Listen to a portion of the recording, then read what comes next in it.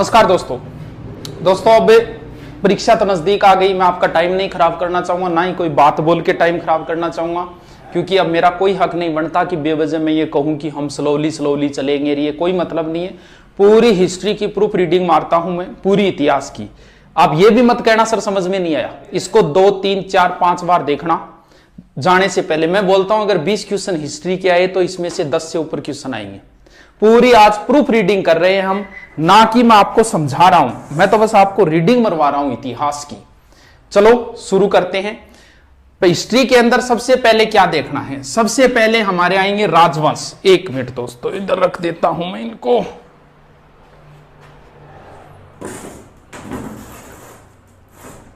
सबसे पहले हमें राजवंश देखने हैं। कौन कौन से राजवंश है? कछवा है,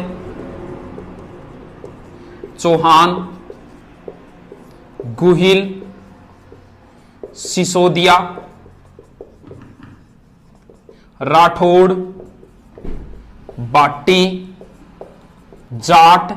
ये महत्वपूर्ण राजवंश है, जिनमें से सबसे इंपॉर्टेंट जो है वो 4 है: कछवा, चौहान, गुहिल, सिसोदिया और राठौड़। इनसे भी कई बार प्रश्न आता है, लेकिन ज्यादा इनसे उठाता है। इसके बाद में जो टॉपिक बचे हैं, किसान आंदोलन है, एकीकरण है, सभ्यता वगैरह, उनसे प्रश्न। तो मैं सारा रीडिंग मारता हूं, प्रूफ रीडिंग मारता हूं, इसको 2-3 बार आप देखना। सबसे पहले हम उठा लेते हैं कछवा राजवंश। कछवा राजवंश के सारे शासक लिखता हूं एक साइड में, फिर देखते हैं। सबसे पहले है तेजकर्ण या दुल्हे राय, एक ही बात है। इसके बीच 2-3 शासक आते हैं, उनको बाद में देखेंगे। फिर इंपॉर्टेंट शासक आता है भारमल। भारमल का पुत्र है भगवंत दास। भगवंत दास का पुत्र है मानसिंह। पहले हम इतनों को ही देखते हैं, बोर्ड पर इतने ही आएंगे। कछवाओं का जो शासन था वो दोस्तों इस साइड में था, यहां डुडाड़ के आसपास। इधर पड़ता है नरवर। माता सीता के 2 पुत्र थे, एक का नाम लव था, एक का नाम कुश था। कुश के वंशज जो आगे चले वो कुशवा कहलाई, और कुशवा से बना हुआ शब्द है कछवा। यानी कछवा अपने आप को भगवान राम के पुत्र मानते हैं। कुश भगवान राम के पुत्र कुश के वंशज मानते हैं इन्हें। कुश यानी इन्हें कहा जाता है रघुकुल तिलक। रघुकुल तिलक। मेवाड़ के महाराणाओं को कहा जाता है हिंदवा सूरज, और इन्हें कहा जाता है रघुकुल। इनका आदर्श वाक्य है यतो धर्मस्य ते जयते। उन सिसोदियों का या मेवाड़ के महाराणाओं का आदर्श वाक्य है जो दृढ़ राखे धर्म ताहि राखे करतार। इनको रीडिंग मारते रहना, ये नहीं लिखे जाएगा, मैं इतने फास्ट बोल रहा हूं, बस इनको आप सुन लेना 2-3 बार। इसके बाद में कछवाओं में सबसे तेज शासक था तेजकर्ण। बहुत ज्यादा सुंदर था, सुंदर को बोलते दुल्हा, तो नाम हो गया दुल्हे राय। इसने क्या किया? तेजकर्ण या दुल्हे राय ने दौसा के अंदर बड़ गुजरों को हराकर 1137 में अधिकार कर लिया और अपनी प्रारंभिक राजधानी बनाई दौसा। दौसा के नजदीक एक स्थान है मांझी। मांझी को जीत के इसका नाम कर दिया रामगढ़, और यहां एक माता का मंदिर बनवाया जिसका नाम है जमवाय माता। ये कछवाहों की कुल देवी है। कछवा वंश का संस्थापक तेजकर्ण या दुल्हे राय है, यानी कछवा वंश का संस्थापक हो गया, कछवा वंश का संस्थापक हो गया तेजकर्ण। चौहान वंश का संस्थापक वासुदेव। रणथंबोर के चौहानों का गोविंद है। जालोर के चौहानों का कीर्तिपाल है। गुहिल वंश का संस्थापक है गुहिलादित्य। ध्यान रहे, चलो बाद में करें। सिसोदियों वंश का संस्थापक है राणा हमीर। राठौड़ वंश का संस्थापक है राव सिंहा। बाटी वंश का संस्थापक है बट्टी। जाट वंश का संस्थापक है चूड़ामन। बस सुनते जाओ इनको, टेंशन मत लेना किसी चीज की। कईयों में वास्तविक भी आता है, जैसे इनमें वास्तविक आएगा गुहिल वंश का वास्तविक संस्थापक बप्पा रावल। सिसोदिया राठौड़ वंश का वास्तविक संस्थापक चूड़ामन को माना जाता है, राव चूड़ा को माना जाता है। और जाट राजवंश का वास्तविक संस्थापक बदन सिंह को माना जाता है। इन तीनों में वास्तविक भी आते हैं, एक सीधा संस्थापक, एक वास्तविक। वास्तविक क्या होता है वो थोड़ा आगे देखेंगे। हाँ, अब ये जमवाय माता कछवाहों की क्या हो गई? कुल देवी। 2 चीजें होती है, एक कुल देवी होती है, एक आराध्य देवी होती है। इनकी परिभाषा वगैरह कंपटीशन में कोई नहीं पूछता, जब बच्चों को पढ़ाते हैं टाइम होता है तब इन पे अच्छी तरीके से व्याख्या करते। एक बार मैं सीधे ही बता देता हूं। इनकी आराध्य देवी है शीला माता। शीला माता आगे आएगी मानसिंह के समकालीन, मानसिंह के समय आएगी शीला माता। ऐसा 2 ही जगह है। बाकी सब में जैसे चौहानों की कुलदेवी शाकंभरी माता है, सिक्कर के चौहानों की कुलदेवी जीण माता है, जालोर के चौहानों की कुलदेवी आशापुरा माता है, गोइल और सिसोदे उनकी बाण माता है, राठौड़ों की कुलदेवी नागणेची माता है, बाटियों की कुलदेवी स्वांगिया माता है, जाट राजवंश की कुलदेवी राजेश्वरी माता है। यानी 2 में आएगा कछुआ राजवंश की कुलदेवी जमुआई माता और आराध्य देवी शीला माता, राठौड़ों की कुल देवी नागणेची माता और राठौड़ों की आराध्य देवी करणी माता। इन 2 में आराध्य आती, बाकी सब में क्या आएगी? कुल देवी ही आएगी। इसके बाद में तेजकर्ण का पुत्र आया दुलह राय। इसने क्या किया? यहां पड़ता है आमेर। आमेर में उसने मीणाओं को हरा के आमेर पे अधिकार कर लिया। कब गुरुजी? 1207। और राजधानी किसको बना ली? आमेर को। आमेर राजधानी तब तक रहेगी जब तक जयपुर नहीं बनेगा, 1727 तक। यानी कछुआओं की प्रारंभिक राजधानी दौसा होगी, दूसरी रामगढ़ होगी, तीसरी आमेर, चौथी और फाइनल राजधानी होगी जयपुर। इसके बाद में शासक जो आएगा उसका नाम है रामदेव। इसने आमेर में एक महल बनवाया था, कदमी महल, और इस कदमी महल में आमेर राजाओं का राज तिलक होता था। जोधपुर के राठौड़ राजाओं का जो राज तिलक होता था वो श्रृंगार चौकी नामक स्थान पर होता था। ध्यान रहे, श्रृंगार चौरी अलग है, चौकी अलग। चौरी तो चित्तौड़गढ़ दुर्ग में है और चौकी जो है वो जोधपुर दुर्ग में है। इसके अलावा मेवाड़ के महाराणाओं का राज तिलक पानेड़ा नामक स्थान पर होता था। तीनों का कई बार राज तिलक भी पूछ लेते कि कौन करते थे। एक चीज ध्यान रखना हमेशा, जिस क्षेत्र में जिस जाति का बाहुल्य ज्यादा होगा उसे साथ लेके चलना पड़ेगा, वरना आप शासन नहीं कर पाओगे। जयपुर में मीणा सर्वाधिक है तो जयपुर राजाओं के राज तिलक मीणा करते थे। मेवाड़ में भील ज्यादा है, मेवाड़ राणाओं के राज तिलक भील करते थे। और बीकानेर राजाओं के राज तिलक गोदारा जाट करते थे। तीनों का आता है, बाकी का उल्लेख नहीं आता कि भी कौन करता था। आगे देखते हैं, बस इनको 2-3 बार पढ़ना। आप पहली बार इसको देखना, अगर दूसरी बार शॉर्ट में नोट्स बनाओ तो दूसरी बार बनाना।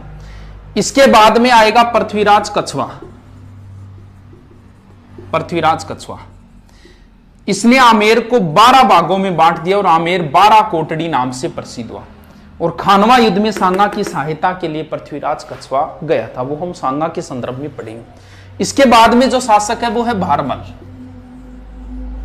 भारमल का एक ही प्रश्न है ज्यादा इंपॉर्टेंट, वही पूछा गया। आमेर का शासक भारमल है और उस समय दिल्ली का था अकबर। भारमल 1556 में मजनू खां के सहयोग से अकबर से मुलाकात हुई, कोई समाधान नहीं हुआ था। अकबर जियारत के लिए, जियारत क्या होती है? ये जात होती है एक तरीके, हम जात बोल देते हैं, जैसे हम हनुमान जी के जाए वो जात है और मुस्लिम भाषा में जियारत है। इसने एक नीति अपनाई थी सुलह कुल, वो नीति वगैरह नहीं पढ़ेंगे, अपने प्रश्नों पे आते हैं सीधे। अकबर जियारत के लिए अजमेर जा रहा था ख्वाजा साहब के, और यहां सांगानेर में रुका। और सांगानेर में भारमल अकबर से मिलने के लिए आया 1562 में और अधीनता स्वीकार की। सबसे ज्यादा जो इसका प्रश्न भारमल का आज तक पूछा गया वो यही पूछा गया। मुगलों की अधीनता स्वीकार करने वाला राजस्थान का प्रथम शासक भारमल। प्रथम शासक भारमल, प्रथम रियासत आमेर और प्रथम वंश कछुआ। इसके बाद में जियारत के बाद में जब अकबर वापस जा रहा था तो यहां सांबर में हिंदू मुस्लिम रीति रिवाज से जोधा और अकबर का विवाह हुआ था। पीछे सेकंड ग्रेड में यह प्रश्न आया था कि जोधा और अकबर की विवाह स्थली रही है सांबर। इसके बाद में भारमल मुगल दरबार में ये अधीनता स्वीकार कर ली थी, कुछ ना कुछ गिफ्ट देंगे। इन्होंने भारमल को 5000 की मनसबदारी दी। ये राजस्थान का प्रथम मनसबदार है। प्रथम अधीनता स्वीकार करने वाला भी भारमल है, वैवाहिक संबंध करने वाला भी भारमल है और राजस्थान का प्रथम मनसबदार भी भारमल है। सर मनसबदार क्या है? ये एक प्रथा है जो मुगलों ने मंगोलों से ली थी, यानी इससे पद का पता चलता था। नीचे से नीचे मनसबदारी 10 की और ऊपर से ऊपर होती थी 10,000 की। 5000 से ऊपर की मनसबदारी सिर्फ शहजादों को मिलती थी, जबकि जहांगीर सलीम को मनसबदारी 12,000 की थी। यह राजस्थान का पहला मनसबदार है भारमल 5000, और भगवंत दास को भी मनसबदारी मिली थी 5000 की। मान सिंह को सर्वाधिक मिली थी 7,000 की पहली बार। अकबर के दरबार में दो ही व्यक्तियों को 7,000 की मनसबदारी थी, एक मान सिंह को, एक मिर्जा अजीज कोका को। इसके बाद बारमल में एक कस्बा भी बसाया था दौसा के अंदर, लवाण कस्बा, और एक मस्जिद भी बनवाई थी जयपुर में, आमेर में जामा मस्जिद। जयपुर तो अभी बना नहीं है, ठीक है। भगवान दास की विशेष बात नहीं, एग्जाम में कभी नहीं पूछी गई है। महाराणा प्रताप को समझाने के लिए तीसरे अभियान के रूप में गए थे और चित्तौड़गढ़ के तीसरे साके के समय अकबर के साथ थे भगवान दास जी। इसके बाद में भगवान दास जी की पुत्री थी जिनका नाम था मानबाई, इनका विवाह सलीम से हुआ जिनसे खुसरो का जन्म हुआ। इसके बाद में जो इंपॉर्टेंट शासक आता है वो है मान सिंह।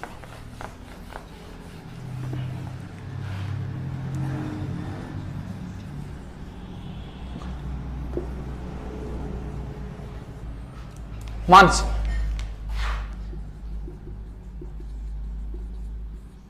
ऊपर कौन है? अकबर। देखो, मान सिंह जब बच्चा था तभी चला गया था अकबर के दरबार में, लगभग 11-12 वर्ष की उम्र में।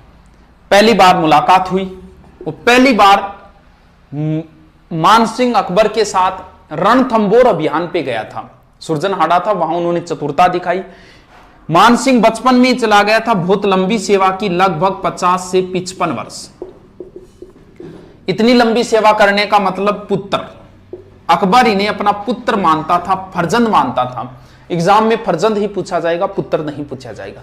फर्जंद उपाधि किसकी थी, किसने दी? मान सिंह को। मान सिंह को छोटे मोटे अगर काउंट कर दे तो 67 युद्धों में भाग लिया था मान सिंह ने। और मान सिंह पुत्र के समान था, तो मुगल दरबार में, अकबर के दरबार में जो नवरत्न थे, उन नवरत्नों में भी मान सिंह का स्थान था। सर नवरत्न कौन कौन से थे? सीधा सूत्र याद रख लेना, बात में MDH। इसका जो प्रश्न आता है वो हमेशा ऐसे आता है, निम्न में से नवरत्नों में शामिल नहीं था। बात में MDH। बी का मतलब भगवान दास, अबुल फजल, तानसेन, बिरबल, अब्दुल रहीम खान खाना, टोडरमल, मान सिंह, दो प्याजा और हकीम हुकाम। लास्ट कौन है? हकीम हुकाम। अब भगवान दास को नहीं माना जाता, तो कुछ किताबें मानती है फेजी को, तो ध्यान रखना फेजी है वैसे। और हकीम हुकाम ऑप्शन नहीं हो तो होगा फकीर अजीबुद्दीन। ये थोड़ा सा ध्यान रख लेना। अब देखो, मान सिंह को काबुल का सूबेदार बनाया गया। कुंवर मान सिंह है, ध्यान रखिए, अभी तक राजा नहीं बना है, कुंवर मान सिंह है। काबुल का सूबेदार बनाया गया। काबुल से जब वापस आ रहे थे तो बीच में आता है लाहौर। लाहौर से मान सिंह राजस्थान में एक कला लेके आए थे जिन्हें बोलते हैं blue pottery. Black pottery Kota की है, कागजी पोट्री अलवर की है और ब्लू पोट्री है जयपुर की। और ब्लू पोट्री का प्रसिद्ध कलाकार है कृपाल सिंह शेखावत। फिर मान सिंह को सूबेदार बनाया गया था बिहार का, पटना का। बिहार के अंदर अभी कुंवर मान सिंह ये राजा नहीं बने, और जब बिहार में थे तब इनके पीछे से पिता की मृत्यु हो गई भगवान दास की। नियम ये होता है कि वारिस जहां कहीं भी हो, राजगद्दी खाली नहीं रहनी चाहिए, उनका राज तिलक कर दो। तो मान सिंह का पहली बार राज तिलक जो है वो पटना बिहार में हुआ था। इसके बाद में मान सिंह जी को 3 बार सूबेदार बनाया गया बंगाल का। बंगाल को मान सिंह जी ने 3 भागों में बांटा और बंगाल में मान सिंह जी के 3 पुत्र मारे गए। 3 बार सूबेदार, 3 पुत्र मारे गए, 3 भागों में बांटे। 3 भागों के नाम बताओ सर। वीर, मान, सिंह। वीर भूमि, मान भूमि, सिंह भूमि, ये 3 पार्टों के नाम है। 3 भागों में जो बांटे थे वो नाम है। 3 पुत्र मारे गए, तो उनमें से एक ही पुत्र का नाम याद रखना है जिसका नाम है जगत सिंह। क्यों गुरुजी? जगत सिंह की याद में मान सिंह की पत्नी और जगत सिंह की मम्मी कनकावती ने जगत शिरोमणि मंदिर बनवाया था। बताते हैं ये जगत शिरोमणि मंदिर में भगवान कृष्ण की मूर्ति है, वह मूर्ति है जिसकी बचपन में मीरा पूजा करती थी। इसके बाद में बंगाल का क्लाइमेट सेट नहीं हुआ था मान सिंह के, तो बंगाल की देखरेख अजमेर रहकर की थी। इसके बाद में यहां जो शासक था एक केदार सिंह, बताते हैं केदार के पास शिला माता की मूर्ति थी। शिला बोलते हैं पत्थर को, वैसे पत्थर के ऊपर मूर्ति है तो शिला माता नाम है। अलग अलग कहानियां आती है शिला माता की, हम शॉर्ट में जो पर्सन है वो ध्यान रखते हैं, कहानियां तो फुर्सत के समय की होती है। शिला माता जो है, बताते हैं शिला माता की विशेषता थी, अगर शिला माता की पूजा करके कोई मैदान में आ जाए तो उसकी निश्चित जीत होगी। और मानसिंह जी ने बीच में विदन डाला और शिला माता की मूर्ति छीन ली। कुछ बताते हैं केदार को हराया, इसने अपनी पुत्री का विवाह किया मानसिंह से और शिला माता की मूर्ति दे दी थी। और शिला माता की मूर्ति मानसिंह जी ले आए आमेर में और यहां मंदिर बनवाया शिला माता। शिला माता की विशेषता यह है कि इनके 2.5 प्याला शराब चढ़ता है। वैसे जीन माता की भी 2.5 प्याला चढ़ता है। 2.5 शाखा जैसलमेर के है और 2.5 दिन का झोंपड़ा अजमेर के अंदर है। इसके बाद में अकबर के बाद में बादशाह बन गया जहांगीर। जहांगीर से विद्रोह किया था इसके पुत्र खुसरो ने। खुसरो मानसिंह का भांजा था और खुलकर पक्ष लिया था मानसिंह ने खुसरो का। इस वजह से जहांगीर नाराज हो गया था और मानसिंह को दक्षिणी अभियान में एलियचपुरा में भेजा, जहां मानसिंह जी की मृत्यु हो गई। इसके बाद में आगे के शासक देखते हैं। फास्टली है ये, रीडिंग मार रहा हूं, प्रूफ रीडिंग है ये, कोई स्लो नहीं है। स्लो का अब टाइम ही नहीं रहा है, 2 दिन तो पूरे बचे हैं और पूरी इतिहास की रीडिंग मारूंगा। स्लो वाली अब कोई बात नहीं रही है, स्लो करके तो आपका टाइम खराब करना है। इनके बाद में जो शासक आएंगे, मिर्जा राजा जयसिंह, सवाई जय सिंह, ईश्वर सिंह और माधो सिंह, ये शासक आएंगे। देखो इन दोनों को साथ में कंपैरिजन में देख लेते हैं, मिर्जा राजा जयसिंह की क्या बात है और सवाई जयसिंह की क्या बात है, आराम से याद हो जाएगा। देखो हमेशा ध्यान रहे, इन दोनों का जब भी प्रश्न आएगा दोनों ऑप्शन देगा। जैसे वो आपसे पूछेगा बिहारी किसके दरबार में था तो दोनों ऑप्शन देगा। अगर वो आपसे पूछा पुरंदर संधि किस किस के बीच, दोनों ऑप्शन देगा। वो हुरडा सम्मेलन की अध्यक्षता किसने की, दोनों ऑप्शन देगा आपको। देखो ऐसे याद करेंगे, एम पहले आता है, मिर्जा राजा पहले हुआ है, एस बाद में आता है, सवाई जयसिंह बाद में हुआ है। मिर्जा राजा जयसिंह, इसमें 3 शब्द है। इसने 3 मुगल बादशाहों की सेवा की, जहांगीर, शाहजहां और औरंगजेब। सहसे सवाई सहसे साथ, इसने 7 मुगल बादशाहों की सेवा की। अब जो प्रश्न ध्यान करना है वो देखो, सवाई जयसिंह का शासनकाल है 1621 से 67, यानी 46 साल शासन किया। 3 प्रश्न बनते हैं। मुगलों की सबसे लंबी सेवा करने वाला शासक तो है मानसिंह, 50 से 55 वर्ष, क्योंकि मानसिंह ने मुगलों की लंबी सेवा की, लेकिन राजा ज्यादा समय तक नहीं रहा। राजा रहा था 1589 से 1614, यानी कितने हो गए, लगभग 25 साल। यहां देखो 46 वर्ष। सबसे लंबा शासन करने वाला कछुआ राजा मिर्जा राजा जयसिंह, और सर्वाधिक बादशाहों की सेवा करने संख्या, मानसिंह ने 2 ही मुगल बादशाहों की सेवा की थी, अकबर और जहांगीर की। इधर देखो 7 ऐसे हो गए क्योंकि औरंगजेब के बाद में मुगल साम्राज्य का पतन हो गया था। कोई 1 साल रुका, कोई 2 साल रुका। अब देखो इनका,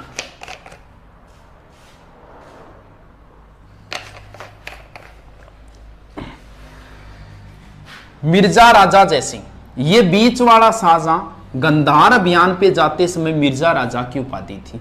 मिर्जा राजा के बाद में सवाई जयसिंह हुआ और शाहजहां के बाद में औरंगजेब हुआ, तो इन्हें सवाई राजा की उपाधि किसने दी। और ऐसे प्रश्न ही ज्यादा आते हैं एग्जाम के अंदर। मिर्जा राजा की किसने दी, सवाई जयसिंह की किसने दी, मिर्जा राजा की शाहजहां ने दी और सवाई जयसिंह की किसने दी। कोई समस्या नहीं है इसमें, आराम से याद हो जाएगा। अब इसके बाद में इन्हें सवाई जयसिंह को वैसे चाणक्य भी कहा जाता है और मिर्जा राजा को औरंगजेब ने बाबाजी की उपाधि भी दी थी। ये तो एग्जाम में कभी नहीं पूछे गए, थोड़ा सा रखो तो रख लेना। अब इनके काम देखते हैं। इनके 2 ही बातें हैं इंपॉर्टेंट, एक तो बिहारी जो सबसे ज्यादा बार पूछा जाता है और दूसरी है पुरंदर की संधि।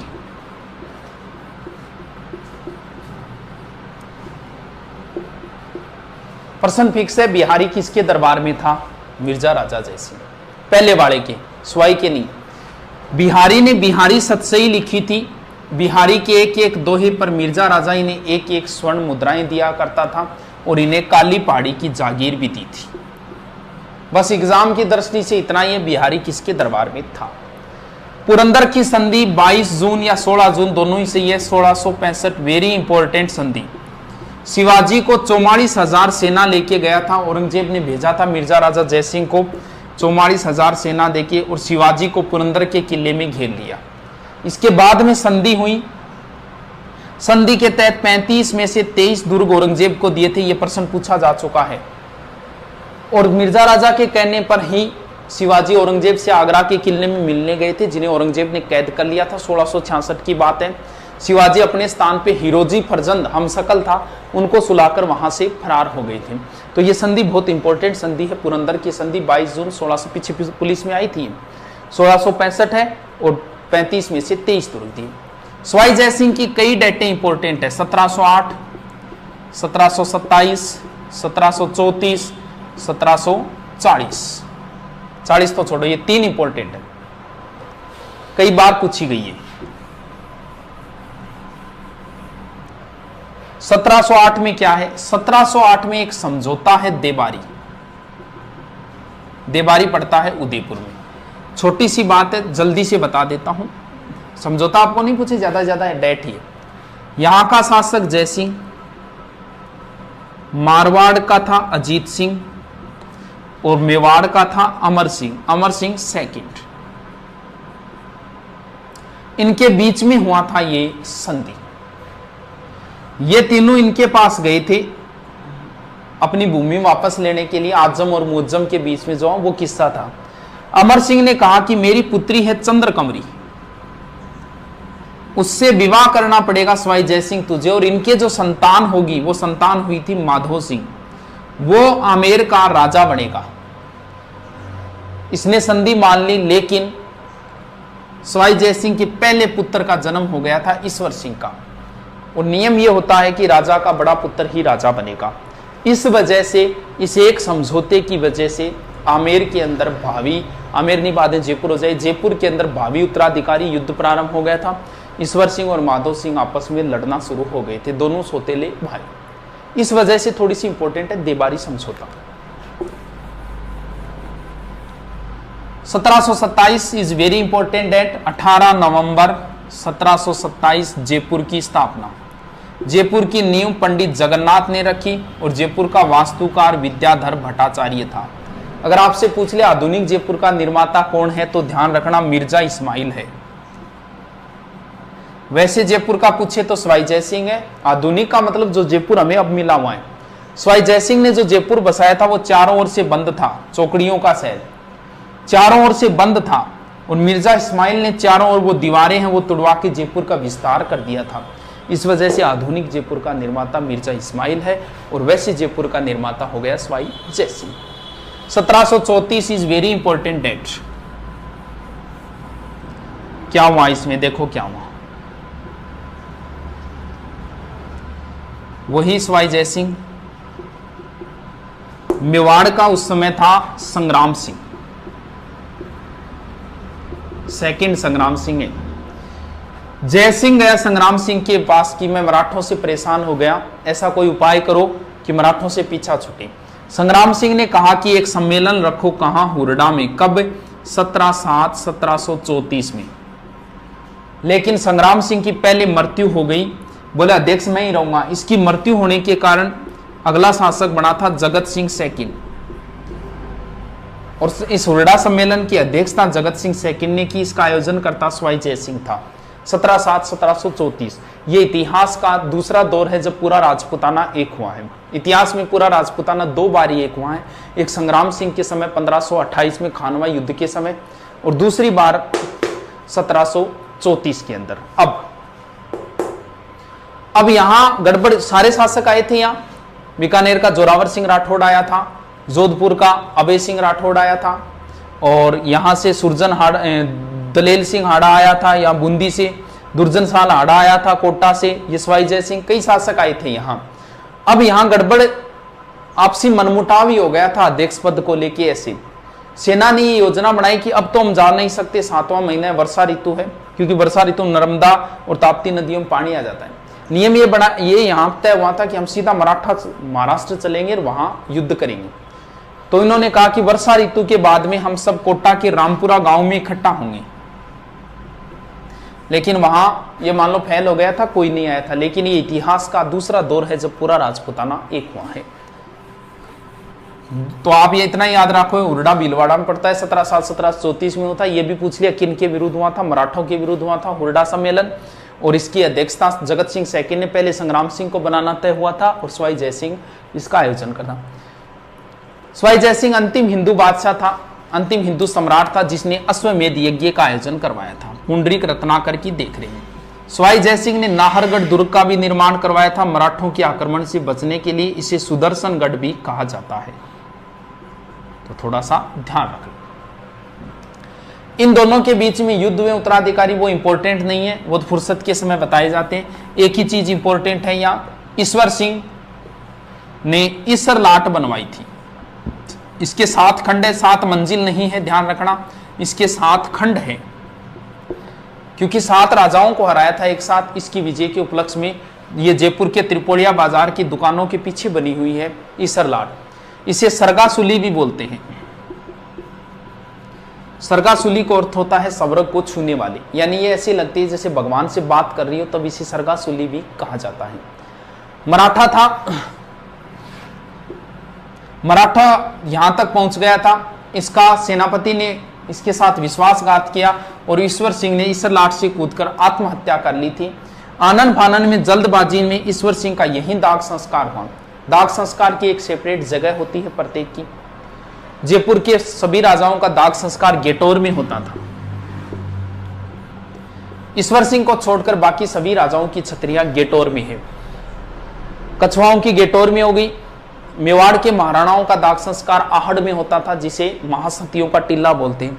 राठौड़, जोधपुर के राठौड़ों का कागा की छतरियां हैं, बीकानेर वालों की देवकुंड की छतरियां हैं, और जैसलमेर के राजाओं की छतरियां हैं बड़ा बाग जैसलमेर के। इसके बाद में बाकी का तो उल्लेख नहीं आता। कोटा की है सारबाग की छतरियां, ये लिख लेना, मैं जल्दी जल्दी बोल रहा हूं। यानी हमने कितने पढ़ लिए, अब 2-3 एक और बचे हैं। कौन कौन से बचे हैं, आज तक पूछिए। सवाई जी ईश्वर सिंह, माधो सिंह, इसके बाद में है प्रताप सिंह, जगत सिंह, राम सिंह, माधो सिंह, ये माधो सिंह सेकंड है, और लास्ट है मान सिंह। मान सिंह सेकंड है। Pratap Singh is very important. Pratap Singh की एक उपाधि है ब्रजनिधि, ध्यान रहे। ब्रजराज, ब्रज का राजा, ब्रज के राजा थे जाट। ये जाट शासक बदन सिंह की उपाधि है ब्रजराज, जबकि ब्रजनिधि उपाधि प्रताप सिंह जी की है। इनके समय तमाशा लोकनाट्य भी प्रारंभ हुआ था। इनकी सबसे अच्छी करती वो ये है, ये क्या है सर, ये हवा महल है, 5 मंजिला है। नाम याद करो तो कर लेना, शरद रतन विचित्र हवा प्रकाश, शरद रतन विचित्र और प्रकाश और हवा, लास्ट है हवा मची। 953 खिड़कियां, 152 झरोके इसके अंदर। इसका शिल्पी था लालचंद। हवा महल की नींव नहीं है, गागरोन दुर्ग के भी नींव नहीं है, इसके भी नींव नहीं है। जैसलमेर दुर्ग में चुनने का प्रयोग नहीं हुआ है, और चोमू का दुर्ग भूमिगत दुर्ग है। ये थोड़े से अटपटे से, थोड़ा ध्यान रख लेना। इनको 22 संख्या बहुत पसंद थी। 22 ही विद्वान थे, 22 ही कवि थे इनके दरबार में, जिन्हें बोलते हैं गंधर्व 22। ये थोड़ा ध्यान रखना। गंधर्व जैसे नवरत्न थे ना, वैसे गंधर्व 22 प्रताप सिंह के दरबार में थे, और इनके संगीत गुरु चांद खां थे। जगत सिंह को जयपुर का बदनाम राजा कहा जाता है। रसकपुर की वेश्या के कारण बताते हैं, ऐसा कोई किस्सा आता है इनका, फुर्सत में बताने वाले किस्से हैं। तो जगत सिंह को बदनाम राजा भी कहा जाता है जयपुर का। और जगत सिंह के समय एक छोटा सा युद्ध हुआ था, गिंगोली का युद्ध, 1807। गिंगोली पड़ता है परबतसर नागौर के अंदर। लंबी कहानी है, थोड़ा सा बस इतना ही याद रख लेना। मारवाड़ के मानसिंह और जगत सिंह के मध्य हुआ था। राम सिंह बहुत इंपॉर्टेंट है। Ram Singh second, school, college, घर, बांध, बाग, हॉल, सिनेमा हॉल और कलर, ये सब राम सिंह के। 2-3 बार बोलोगे ना, स्कूल, कॉलेज, घर, बांध, बाग, hall, home, cinema hall, colour, सब राम सिंह ने करवाए थे। स्कूल कौन सी स्कूल? मेयो कॉलेज, नाम कॉलेज है, स्कूल ही है वो। स्कूल ऑफ आर्ट्स की स्थापना राम सिंह के समय हुई। महाराजा कॉलेज राम सिंह। चिड़ियाघर जयपुर में पहला खुला था, राजस्थान का, राम सिंह। बांध अपने ही नाम पर है, रामगढ़ बांध। बाग अपने ही नाम पर है, रामबाग और Ramniwas Bagh. Hall Albert hall का निर्माण करवाया। सिनेमा और राजस्थान का पहला या भारत का, उत्तरी भारत का पहला फारसी थिएटर इन्हीं के समय खुला था। और कलर का मतलब जयपुर को उन्होंने गेरुआ या गुलाबी रंग में रंगवाया था। ठीक है, अगला कौन सा है? माधो सिंह। सेकंड, 2 और 9, इन्होंने नाहरगढ़ में अपनी पासवान रानियों के लिए 9 महल बनवाए थे माधो सिंह ने। और क्या है, ये इंग्लैंड जा रहे थे एडवर्ड सप्तम के राज्यारोहण में। उस समय एक हमारी रिवाज होती थी कि कोई अगर विदेश का पानी पी ले तो उसका धर्म भ्रष्ट हो जाएगा। तब बताते हैं ये विदेश गए थे, वहां चांदी के 2 पात्र बनवाए, एक ओलंपिया नामक जहाज बुक करवाया था, उसे गंगाजल से धोया, इसमें गंगाजल भरकर ले गए थे। और यानी ये जो चांदी के पात्र है जो वर्तमान में सिटी पैलेस है और गिनीज बुक में रिकॉर्डेड है। लास्ट शासक मानसिंह जो आजादी के समय थे, इनकी ये पोलो के खिलाड़ी थे और इनकी मृत्यु भी पोलो खेलते समय। इनकी पत्नी थी गायत्री देवी। पीछे पुलिस में प्रश्न आया था कि भारत की अंतिम राजमाता, तो वैसे अगर बात करें तो इनको किताबें लिख देती है भारत की अंतिम राजमाता, लेकिन अभी पिछले महीने अभी हुई थी मृत्यु। जोधपुर का अंतिम शासक था हनुमंत सिंह, उनकी पत्नी अभी कृष्णा कुमारी का निधन हुआ था। तो एक हिसाब से तो भारत की अंतिम राजमाता ये हो गई, क्योंकि हनुमंत सिंह जी पत्नी थी, जो लास्ट राजा थे हनुमंत सिंह। बाकी किताबें इसको लिखती है, किस हिसाब से पता नहीं। तो गायत्री देवी राजस्थान की प्रथम महिला है जो लोकसभा में गई थी।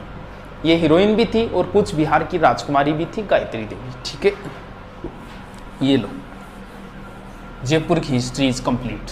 दोबारा रीडिंग मारते हैं 5 मिनट। कौन कौन से शासक लिखे मैंने? सबसे पहले लिखा तेजकर्ण, इंपॉर्टेंट।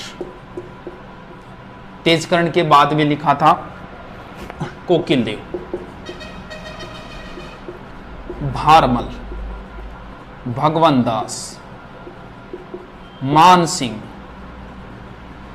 मिर्जा राजा जय सिंह, सवाई जय सिंह, ईश्वर सिंह, माधो सिंह, छोड़ो। इसके बाद में जगत सिंह, प्रताप सिंह, पहले लिख दिया कोई बात नहीं। फिर राम सिंह, प्रताप सिंह पहले, फिर माधो सिंह और फिर मान सिंह। ये लो, तेजकर्ण संस्थापक है। कोकिल देव ने आमेर को राजधानी बनाई। प्रथम वैवाहिक अधीनता और मनसबदारी भारमल, भगवंत दास चित्तौड़ के तीसरे अभियान और महाराणा प्रताप को तीसरे अभियान समझाने के रूप में। मान सिंह जी की कई बातें बता दी। मिर्जा राजा जयसिंह बिहारी और पुरंदर, सवाई जयसिंह 1708, 1727, 1734, जगत सिंह जयपुर बदनाम हो गए, राम सिंह स्कूल कॉलेज घर बांध बागवान होम सिनेमा हॉल, और Madho Singh Jaipur history is complete. वैसे कंप्लीट नहीं होती, 7 घंटे लगते हैं। अभी कितने लगे? ये तो फास्टली रीडिंग बनवा रहे हैं आपको, काम आ जाए, क्या पता कहाँ कोई ब्रह्मास्त्र लग जाए। लगभग आपको प्रश्न इन्हीं से मिल जाएंगे। अब कौन सा उठाएं? चौहान तो वैसे डाले हुए हैं तो मैं एक बार नहीं उठाता हूं इनको। फिर राठौड़ उठा लेते हैं। राठौड़ों की 3 शाखाएं थी। उत्पत्ति कैसे हुई क्या हुई वो हम नहीं देखेंगे यहां। राठौड़ों की 3 शाखाएं थी। एक बीकानेर के राठौड़ थे, एक किशनगढ़ के थे और एक मैन जो थे वो जोधपुर के थे। सबसे पहले राव सिंहा,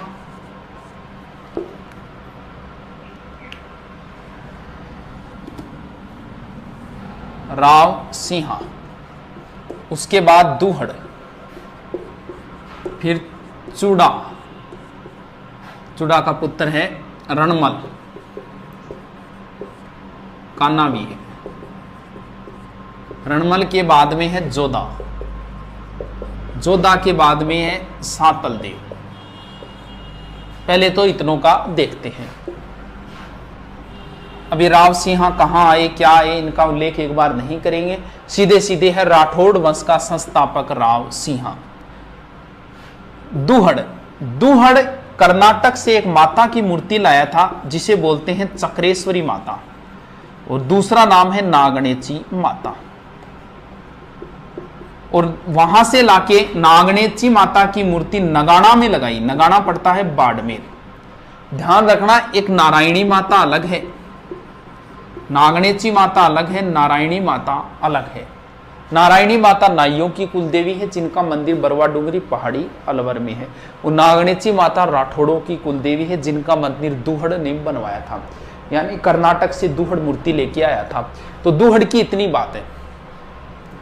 मंडोर जो है वो पहले गुर्जर प्रतिहारों के अधीन था, प्रतिहार शासक था इंदा, इसके अंडर में था, और तुर्कों ने अधिकार कर लिया।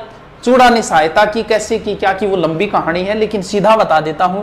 चूड़ा ने सहायता की प्रतिहार शासक इंद्रजीत की, और प्रतिहार शासक खुश होकर अपनी पुत्री का विवाह चूड़ा से किया, और मंडोर इन्हें दहेज में दे दिया, और राठौड़ों की प्रारंभिक राजधानी हो गई मंडोर। यानी राठौड़ों की प्रारंभिक राजधानी क्या थी? मंडोर थी। इसके बाद में रणमल, इनकी स्टोरी मेवाड़ में आती है। मेवाड़ में कुंभा ने भारमली के सहयोग से मरवा दिया था रणमल को। इसके बाद में जोधा है। अब देखो, राठौड़ वंश का संस्थापक राव सिंहा, राठौड़ वंश का वास्तविक संस्थापक चूड़ा, यानी राव चूड़ा। अब एक चीज और देखो, सामंत प्रथा मतलब नौकर चाकर रखना, यानी मारवाड़ में सामंत प्रथा की शुरुआत किसने की? चूड़ा ने, जबकि सामंत प्रथा का वास्तविक संस्थापक माना जाता है जोधा को, जबकि इतिहासकार ये कहते हैं जोधा ही मारवाड़ का पहला प्रतापी शासक है। तो इसके बाद में जोधा ने क्या किया? कुंभा के समकालीन है, आवड़ा बावड़ा की संधि हुई, वो कुंभा के समय देखेंगे। अब जोधा ने सोचा कि भी मंडोर तो सुरक्षित ने कोई बढ़िया दुर्ग बनाई, तो एक बाबा रहता था चिड़ियानाथ। जोधा यहां आया और बाबा जी से कहा कि आप ये स्थान छोड़ दो, कोई दूसरी जगह मैं आपको दे दूंगा और यहां मैं दुर्ग बनाऊंगा, लेकिन बाबा ने मना कर दिया। अब जिदबाद के अंदर बाबा बोला ठीक है तू दुर्ग तो बना ले, कोई बात नहीं, लेकिन जैसे ही नींव रखेगा यहां का पानी सूख जाएगा। तब जोधा की टेंशन शुरू हो गई। तब किसी ने राय दी कि आप इस दुर्ग की नींव करणी माता से रखवाओ। तो करणी माता का नाम उस समय बचपन का नाम रिधिबाई था। तो बाद में दुर्ग बना 1459, और करणी माता ने इस दुर्ग की नींव रखी थी। और यहाँ राजाराम भामी को, क्योंकि पहले एक परंपरा मानी जाती थी राजपूतों में कि अगर किसी जिंदा आदमी को अगर गाड़ दिया जाए तो उस वंश का राज उस पर हमेशा रहेगा। ऐसे नहीं है, जिंदा आदमी वो तैयार होना चाहिए। तब राजाराम भामी तैयार हुआ था, उसके परिवार को विशेष सुविधा दी गई, जमीनें दी गई। जोधपुर दुर्ग में सिर्फ और सिर्फ राजाराम भामी के परिवार की एंट्री थी, बाकी कोई एंट्री नहीं कर सकता था। तो ये इसी दुर्ग में पीछे वाली साइड में 2 मंदिर बने हुए हैं, एक चामुंडा माता का मंदिर है, एक नागणेची माता का मंदिर है। और चामुंडा माता मंदिर में भगदड़ भी मची थी 2008 में, जिसकी जांच के लिए जसराज चोपड़ा आयोग बनाया गया था। इसके बाद में जो शासक है सातल देव, सातल देव की एक ही बात है, इनके समय अजमेर का था मल्लू खां, उसका सूबेदार था गुड़ला। यह गुड़ला पिंपाड़ से 140 कन्याओं को उठा के ले गया था। सातल देव इन्हें वापस छुड़वा के लाया था, और उसी दिन से एक नया नृत्य शुरू हो गया था, गुड़ला नृत्य। चेतकर्षण अष्टमी को प्रारंभ होता है ये गुड़ला नृत्य। गुड़ला नृत्य गुड़ला की पुत्री गिंदोली ने प्रारंभ किया था। तो सातल देव की और कोई बात नहीं है। आगे शासक मिटा देता हूं।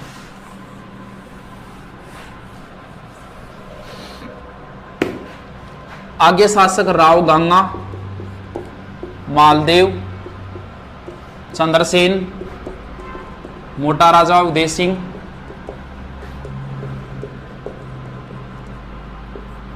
सूर सिंह, गज सिंह, जसवंत सिंह, अजीत सिंह। टेंशन नहीं मत आना, हम तो रोज बढ़ाते हैं, नॉर्मल बातें होंगी, आधी रात को पूछे तो ही बोल देते हैं ये। अब तो कोई ये बोल देना मोटा राजा के बाद शुरू करो, कर देंगे। हाँ, आप टेंशन मत आना, इन्हें आपके लिए जरूरी नहीं है, मेन चीजें जरूरी है आपके लिए। राव गंगा ने गंगलाव तालाब बनवाया था, और खानवा युद्ध में सांगा की सहायता के लिए मालदेव को भेजा था 4000 सेना देकर। अब इंपॉर्टेंट शासक है मालदेव। मालदेव ने गंगा की हत्या कर दी थी, अपने पिता की हत्या करके सोजत आ गया था और मालदेव का राज्याभिषेक भी सोजत में हुआ था। तो मालदेव मारवाड़ का या राठौड़ों का पितृहंता कहलाता है। चौहानों का पितृहंता जगदेव है और सिसोदियों का पितृहंता उदा है, जिसने कुंभा की हत्या कर दी थी। मालदेव, मालदेव के उपनाम बहुत है। हसमत वाला राजा, ये फारसी इतिहासकारों ने कहा था। ऐसे प्रश्न ज्यादा आते हैं। हिंदू बादशाह, ध्यान रखना, प्रबल हिंदू राजा अमीर को बोलते हैं। हिंदू सम्राट पृथ्वीराज चौहान को बोलते हैं। हिंदू पथ सांगा को बोलते हैं। हिंदू सुल्तान कुंभा को बोलते हैं और हिंदू बादशाह मालदेव को बोलते हैं। अब दोबारा करके लिख लेना इनको। हिंदू बादशाह बोलते हैं मालदेव को। 52 युद्धों का विजेता, 52 युद्धों का विजेता मालदेव ने सबसे पहले 1532 में बदराजून पर अधिकार किया था। फिर 1533 के लमसम इसने नागौर के दौलत खां को हराया। फिर मेड़ता के बिरमदेव को हराया। बिरमदेव के साथ दरियाजोश हाथी को लेकर विवाद हुआ था। लंबी कहानी है, यहां से प्रश्न पुटअप नहीं होते। इसके बाद में अपने परिवार वालों पर आक्रमण कर दिया था। किसके ऊपर? बीकानेर। बीकानेर का शासक था जेत सिंह। जेत सिंह मारा गया और कल्याणमल चला गया था इसका पुत्र शेरशाह की शरण में। कौन सा युद्ध हुआ था सर? 1542 में पाहेबा साहिबा। इसके बाद में मालदेव का विवाह हुआ था। लूणकरण की पुत्री थी उमादे, जो इतिहास में रूठी रानी नाम से प्रसिद्ध हुई थी। तो आपकी दृष्टि से इतना याद रखना है, रूठी रानी का वास्तव कैसे रूठी, क्या रूठी, लंबी कहानियां हैं। कहानियों के लिए हमारे पास अब टाइम नहीं बचा है। तो रूठी रानी का वास्तविक नाम उमादे, रूठी रानी का वास्तविक नाम था उमा थी। इधर देश में सत्ता पलटती है। शेरशाह से हार गया था कौन? हुमायूं। चौसा और बिलग्राम युद्धों में हुमायूं सहायता के लिए आया था मालदेव में और मिलन जोगी तीर्थ नामक स्थान पे मिले थे। फिर हुमायूं इधर चला गया था। इस बात पे शेरशाह नाराज हुआ और शेरशाह मैदान में आ गया था। कौन सा? इधर गिरी में लाके सेना डाल दी थी मालदेव ने और सुमेल में सेना डाल दी थी शेरशाह ने। यह युद्ध हुआ था 5 जनवरी 1544। मारवाड़ का सबसे इंपॉर्टेंट, सबसे बड़ा युद्ध यही है। मारवाड़ में वैसे 2 ही युद्ध हुए हैं, एक जिंगोली का युद्ध है और एक ये युद्ध है जो बड़े युद्ध है। बड़ा यही है, इसलिए ये इंपॉर्टेंट युद्ध है। लगभग एग्जाम में इसके बारे में पूछा जाता है। 1 मिनट, इसके बारे में कई बार पूछ लेते हैं। और इसमें मालदेव के वीर सेनापति थे जेता और कुंपा, ये मारे गए थे। मालदेव वापस आ गया था। वापस आने के बाद मालदेव चला गया था भद्राजोन। बहुत लंबी कहानी है इसकी, लेकिन शॉर्ट में याद रखना है। इस युद्ध में शेरशाह हारते हारते जीता था। तब उसने कहा था कि एक मुश्त बाजरा हिंदुस्तान बादशाहत बर्बाद बुदे, मैं एक मुट्ठी भर बाजरे के लिए हिंदुस्तान की बादशाहत खो देता। और जोधपुर सौंप दिया था शेरशाह ने खवास खां को, खवास खां व ईसा खां को। और शेरशाह चला गया था इधर लास्ट में चला गया था कालिंजरा। वहां उक्का नामक अस्त्र चलाते समय मारा गया और मालदेव ने दोबारा जोधपुर पर अधिकार कर लिया। शेरशाह का अधिकार जोधपुर पर मात्र 1.5 साल रहा था, 524 दिन। मालदेव ने मुख्य पुत्र मालदेव का राम था, राम सिंह जिसे बोलते हैं। मालदेव का पुत्र राम, मोटा राजा उदय सिंह और चंद्रसेन। तो चंद्रसेन को शासक बना के चला गया था मालदेव। चंद्रसेन एक इंपॉर्टेंट शासक है एग्जाम की दृष्टि से, क्योंकि मुगलों का विरोध करने वाला प्रथम व्यक्ति है। चंद्रसेन के समय राम चला गया था अकबर के दरबार में। अकबर ने सेना भेजी हुसैन कुल्ली खां के नेतृत्व में और चंद्रसेन आ गया था कहां? इधर वाली साइड में, यानी सिवाना। सॉरी, पीछे क्या बता दिया। मालदेव गया था सिवाना और चंद्रसेन आ गया था भद्राजोन।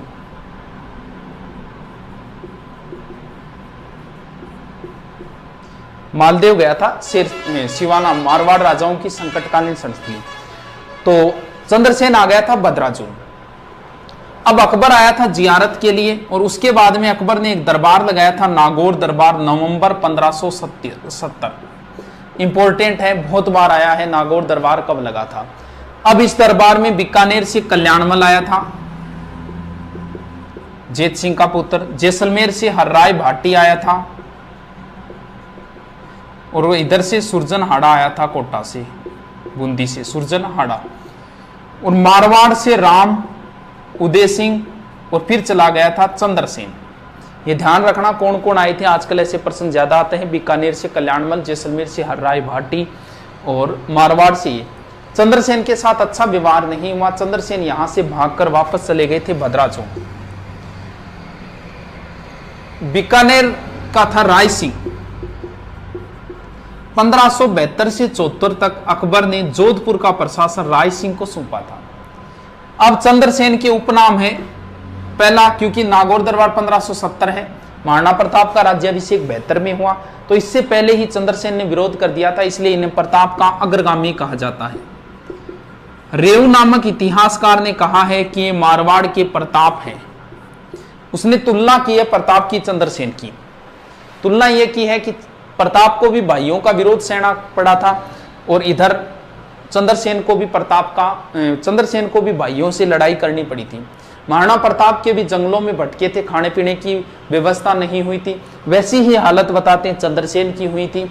चंद्रसेन को जैसलमेर पोखरण दुर्ग हर्राय बाटी को 12,500 रुपये में किराए दिया था, 1 लाख फदिया के, और अपने गहने वगैरह भी चंद्रसेन को बेचने पड़े थे। इसके बाद में चंद्रसेन सिवाना आए, फिर यहां एक स्थान है संचियाप।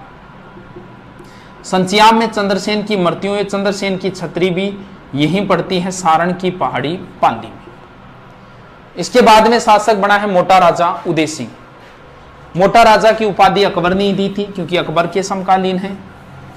बात इतनी सी है, मोटा राजा का एक पुत्र था किशन सिंह, जिसने 1609 में किशनगढ़ बसा दिया, राठौड़ों की एक नई रियासत।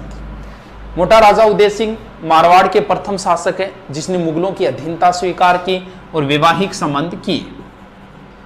इन्होंने अपनी पुत्री का विवाह किया जगत गुसाई या जोधाबाई का, और उनका जो पुत्र हुआ था इतिहास से आगे, उसका नाम था खुर्रम या शाहजहां। आगे देखते हैं फिर सूरसिंह, गजसिंह। सूरसिंह की कोई बात नहीं, इसे सवाई राजा की उपाधि है। गज सिंह को दल थम्मन की उपाधि जहांगीर ने दी थी। दल पंगुल उपाधि पृथ्वीराज चौहान की है, और दल थम्मन जो उपाधि है वो है गज सिंह की। इसके बाद में जसवंत सिंह, अंतिम स्वतंत्र प्रवर्ती के शासक माने जाते हैं जसवंत सिंह। जसवंत सिंह के समय मुगल बादशाह शाहजहां थे। शाहजहां के 4 पुत्र लड़ रहे थे, लास्ट में जो 2 थे, दारा और औरंगजेब। इनके बीच में 2 युद्ध हुए थे, एक तो धर्मत का युद्ध और एक दोराई का युद्ध 1658 और 59।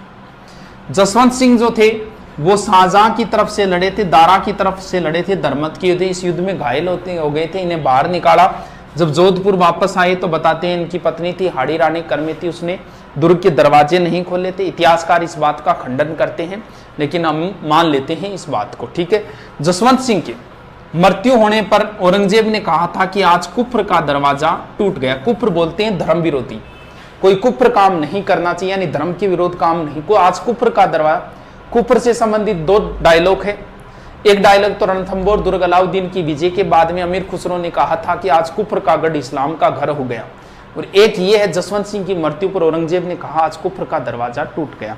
जसवंत सिंह के दरबार में 2 व्यक्ति थे, मुहनोत नैन सिंह, बहुत इंपॉर्टेंट है, और एक थे दुर्गादास राठौड़। दुर्गादास राठौड़। मुहनोत नैन सिंह ने नैनसीरी खयात लिखी और मारवाड़ रे परगनारी विगत लिखी। मारवाड़ रे परगनारी विगत को मारवाड़ का गजेटियर बोलते हैं। मारवाड़। मुनोत नैनसीरी ख्यात को विश्वसनीय ख्यात मानी जाती है। ये ख्यात लिखने का काम चारण और भाटों का था। ये एकमात्र ऐसी ख्यात है जो चारणों ने नहीं लिखी।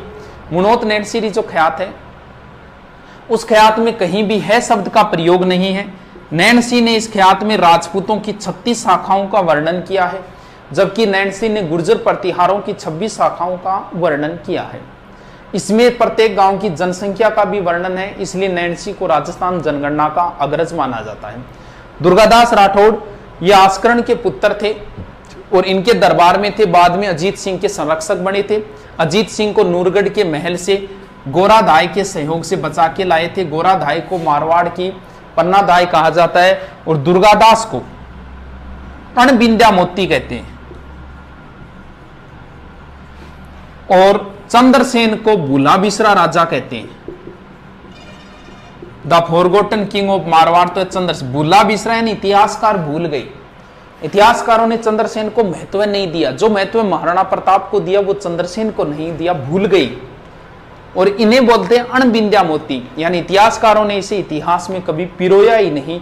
दुर्गादास को मारवाड़ का उद्धारक कहा जाता है, मेवाड़ का उद्धारक भामाशाह को कहा जाता है और राणा हमीर को भी कहा जाता है। ठीक है दोस्तों, आगे देख लेते हैं, थोड़ा सा बचा है।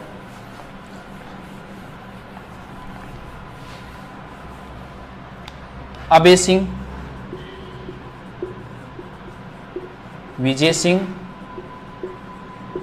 मान सिंह, जसवंत सिंह। ये जसवंत सिंह सेकंड है, इंपॉर्टेंट शासक इतने। अभय सिंह के समय एक ही घटना हुई थी, खेजड़ली की घटना 1730 में, जिसके बारे में एक वीडियो मैंने बता रखा है। विजय सिंह की पासवान रानी थी गुलाब राय। वीर विनोद के लेखक श्यामलदास ने इन्हें मारवाड़ की नूरजहां कहा है। मान सिंह एक सन्यासी राजा थे, इन्हें सन्यासी राजा कहा जाता है क्योंकि ये नाथ संप्रदाय को मानते थे। अंग्रेजों की इनके साथ कम बनती थी क्योंकि अंग्रेजों ने नाथों को परेशान किया, तो ये दुखी हो गए थे इस बात से। तो मान सिंह के समय वो गिंगोली का युद्ध है वो इन्हीं के समय हुआ था और बाद में इन्होंने EIC से संधि कर ली। इनकी इंपॉर्टेंट चीज ये है कि मान सिंह जी ने जोधपुर में महामंदिर बनवाया जो नाथ संप्रदाय का प्रधान केंद्र है। जसवंत सिंह जी के समय स्वामी दयानंद सरस्वती जी जोधपुर आए थे। दयानंद सरस्वती जी का जिक्र बाद में करेंगे, कैसे क्या घटना हुई। यहां नन्ही जान वेश्या ने बताती इनको जहर दे दिया था और इनसे इसके कारण इनकी तबीयत खराब हुई और अजमेर में इनका निर्माण हुआ था। तो ये माना जाता है, कई बार पूछ लेते हैं स्वामी दयानंद सरस्वती जी का निर्माण या मृत्यु कहाँ हुई, तो ध्यान रहे जोधपुर में जहर दिया था, जबकि इनकी मृत्यु अजमेर में हुई थी क्योंकि राजस्थान में आर्य समाज का प्रमुख केंद्र अजमेर था। ये थे जोधपुर मारवाड़। कितना याद हुआ मुझे नहीं पता, लेकिन दोबारा पढ़ना, तीसरी बार पढ़ना, चौथी बार पढ़ना। एक बार फिर प्रूफ रीडिंग मारते हैं। सबसे पहले थे बोलो राव सिंह, इसके बाद में दूहड़, इसके बाद में चूड़ा, राव चूड़ा, इसके बाद में रणमल, इसके बाद में जोधा, इसके बाद में सातलदेव, फिर गंगा, फिर मालदेव, फिर चंद्रसेन और चंद्रसेन के बाद में हो गए मोटा राजा उदय सिंह, फिर सूर सिंह, फिर गज सिंह, इसके बाद में गज सिंह के बाद है जसवंत सिंह, इसके बाद में अजीत सिंह, फिर अभय सिंह, मान सिंह वगैरह। राठौड़ राजवंश का संस्थापक, नागणेची माता की मूर्ति राठौड़ों की कुलदेवी। राव चूड़ा मारवाड़ में नौकरशाही की शुरुआत की इन्होंने और राठौड़ वंश के वास्तविक संस्थापक चूड़ा। रणमल जोधपुर में इनकी मृत्यु कुंभा के समय बारमली के सहयोग से इनकी मृत्यु हुई। जोधा ने जोधपुर बसाया, मंडोर से राजधानी जोधपुर और राठौड़ों का पहला शक्तिशाली शासक जोधा। सातलदेव के समय गुड़ला की घटना, राव गांगा ने अपने पुत्र को भेजा मालदेव को। चंद्रसेन के समय अकबर का विरोध करने वाले पहले व्यक्ति है भूला बिसरा राजा है। मारवाड़ का प्रताप है, प्रताप का अग्रगामी है, मारवाड़ का पहला शासक जिसने छापामार युद्ध पद्धति अपनाई। और चंद्रसेन नागौर दरबार में गए, वहां से भागकर भद्राजून आ गए थे, फिर सिवाना गए, फिर सोजत गए, फिर संचियाप गए, कई स्थानों पे घूमे थे। राज्य से बाहर भी गए थे, डूंगरपुर बांसवाड़ा साइड में गए थे, सिरोही साइड में भी गए थे और प्रताप से भी मिले थे। इसके बाद में है उदय सिंह, मुगलों की अधीनता स्वीकार करने वाले, वैवाहिक संबंध स्थापित करने वाले पहले। देखो सारों का देखते हैं। भाटियों का पहला शासक जिसने मुगलों की अधीनता स्वीकार की, हर राय भाटी जो नागौर दरबार में आए थे। बीकानेर के पहले शासक जिसने मुगलों की अधीनता स्वीकार की, कल्याणमल जो नागौर दरबार में आए थे। मेवाड़ का पहला शासक जिसने मुगलों की अधीनता स्वीकार की, महाराणा प्रताप के पुत्र अमर सिंह 1615 के अंदर। इसके बाद में फिर कौन बचे, ये आगे हो गया पूरा। अब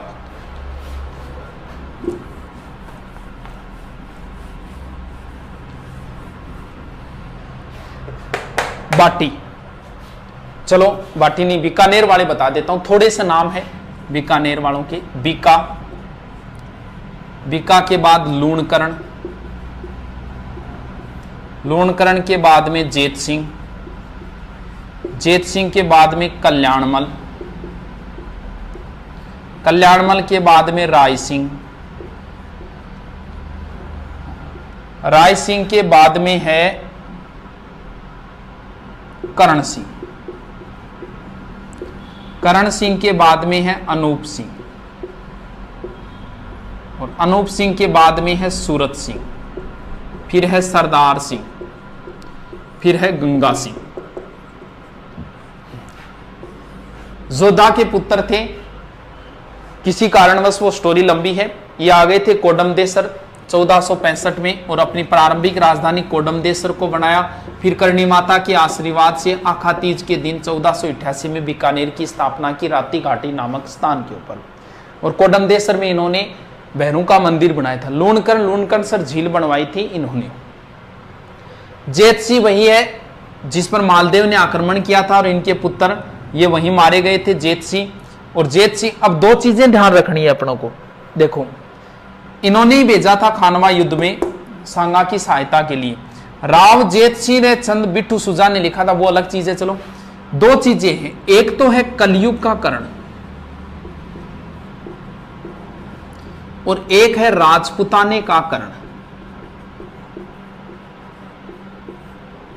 एक कलयुग का कर्ण है, एक राजपुताने का कर्ण है। देखो कैसे याद रखो, इनमें से एक तो है लूणकरण और एक है राय सिंह। कर्ण कर्ण ये तो ठीक है, लेकिन दोनों में कर्ण आ रहा है। देखो राय सिंह, रा से राजपुताना, राय सिंह राजपुताने के कर्ण है, मुंशी देवी प्रसाद ने कहा। और कलयुग का कर्ण बिट्टू सुजारी पुस्तक जो है ना, उसमें राव जेतसी छंद में कलयुग का कर्ण लूणकरण है। वैसे पकड़ लेना बस, राय सिंह राजपुताने का, रा से रा, और ये हो गए कर्ण कर्ण, कलयुग का कर्ण। कल्याणमल नागौर दरबार में गए थे कल्याणमल। राय सिंह, कल्याणमल के दो पुत्र थे, एक पृथ्वीराज राठौड़ थे जिन्होंने वेली किशन रुक्मणी लिखा था डिंगल भाषा में, उनका विवरण स्पेशल पढ़ेंगे, गागरोन दुर्ग में लिखा था इन्होंने। राय सिंह, राय सिंह जी जो थे इन्होंने जूनागढ़ दुर्ग बनवाया। कब सर 1589 से 94 के बीच में करमचंद की देखरेख में, या राय प्रशस्ति भी लिखवाई थी इन्होंने। इन्हें मुगल साम्राज्य का स्तंभ कहा जाता है और मानसिंह के बाद में सबसे ज्यादा विश्वास पात्र जो थे वो यही थे। इन्हें ही जोधपुर दुर्ग सौंपा था 1572 से 74 के बीच में। करण सिंह, करण सिंह की अगर बात करें तो इन्हें जांगलदर बादशाह बोलते हैं और इनके समय मतीरे की राड़ हुई थी अमर सिंह राठौड़ के साथ। अनूप सिंह के समय बीकानेर चित्रकला का स्वर्णकाल था। सूरत सिंह ने बटनेर दुर्ग जीतकर उसका नाम हनुमानगढ़ किया था। सरदार सिंह 1857 की क्रांति में राज्य से बाहर अंग्रेजों की सहायता के लिए गए थे। और गंगा सिंह, गंगा सिंह जी की कई बातें हैं। गंग नहर लाए थे, राजस्थान का भागीरथ बोलते हैं। तीनों गोलमेजों में जाने वाले आदमी यही थे। हमारे यहाँ छप्पनिया काल इन्हीं के समय पड़ा था। वर्साई की संधि में एकमात्र व्यक्ति जिनके हस्ताक्षर है महाराजा गंगा सिंह। अब थोड़ा सा और देखेंगे, लेकिन एक बार ये देखते हैं, इसके बाद और देख। चलो अब छोटा सा एक राजवंश है भाटी राजवंश।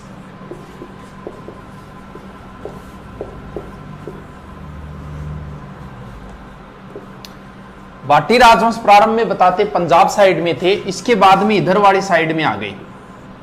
और भाटी राजवंश का जो संस्थापक था वो भट्टी था, बताते हैं लगभग 285 ईस्वी के लमसम।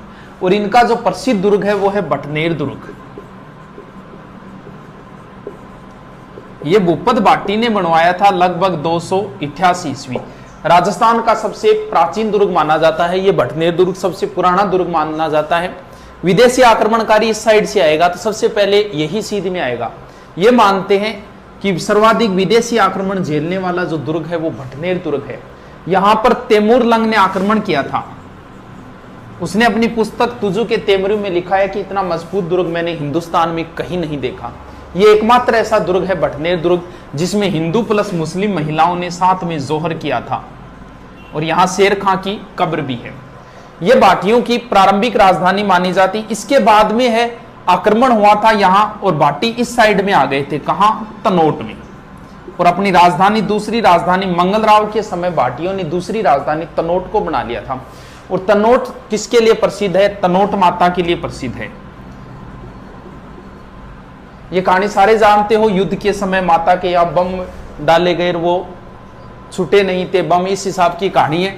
तो बस इतना ध्यान रखना, तनोट माता एक तो सैनिकों की कुल देवी है और एक इसे रुमाल वाली देवी बोलते हैं। तनोट के बाद में भाटी आ गए थे लोदरवा, और भाटियों ने अपनी तीसरी राजधानी जो बनाई थी वो लोदरवा को बनाई थी। लोदरवा किसके लिए प्रसिद्ध है? लोदरवा की राजकुमारी थी मुम्मल, और जिसका प्रेम संबंध बताया जाता है अमरकोट के महेंद्र के साथ। अमरकोट में पाबूजी का ससुराल था, वहां सोडा राजपूत थे, आज भी वहां सोडा राजपूतों का राज चलता है। तो अपने पाकिस्तान में चला गया वर्तमान में वो स्थान। तो महेंद्र के साथ प्रेम संबंध की वो लंबी चौड़ी कहानी है, लेकिन उससे प्रश्न पुटअप नहीं होते, वो कहानी है जो बताने के लिए बस क्लास में। लोदरवा के बाद में भाटियों ने चौथी राजधानी और अंतिम राजधानी बनाई जैसलमेर।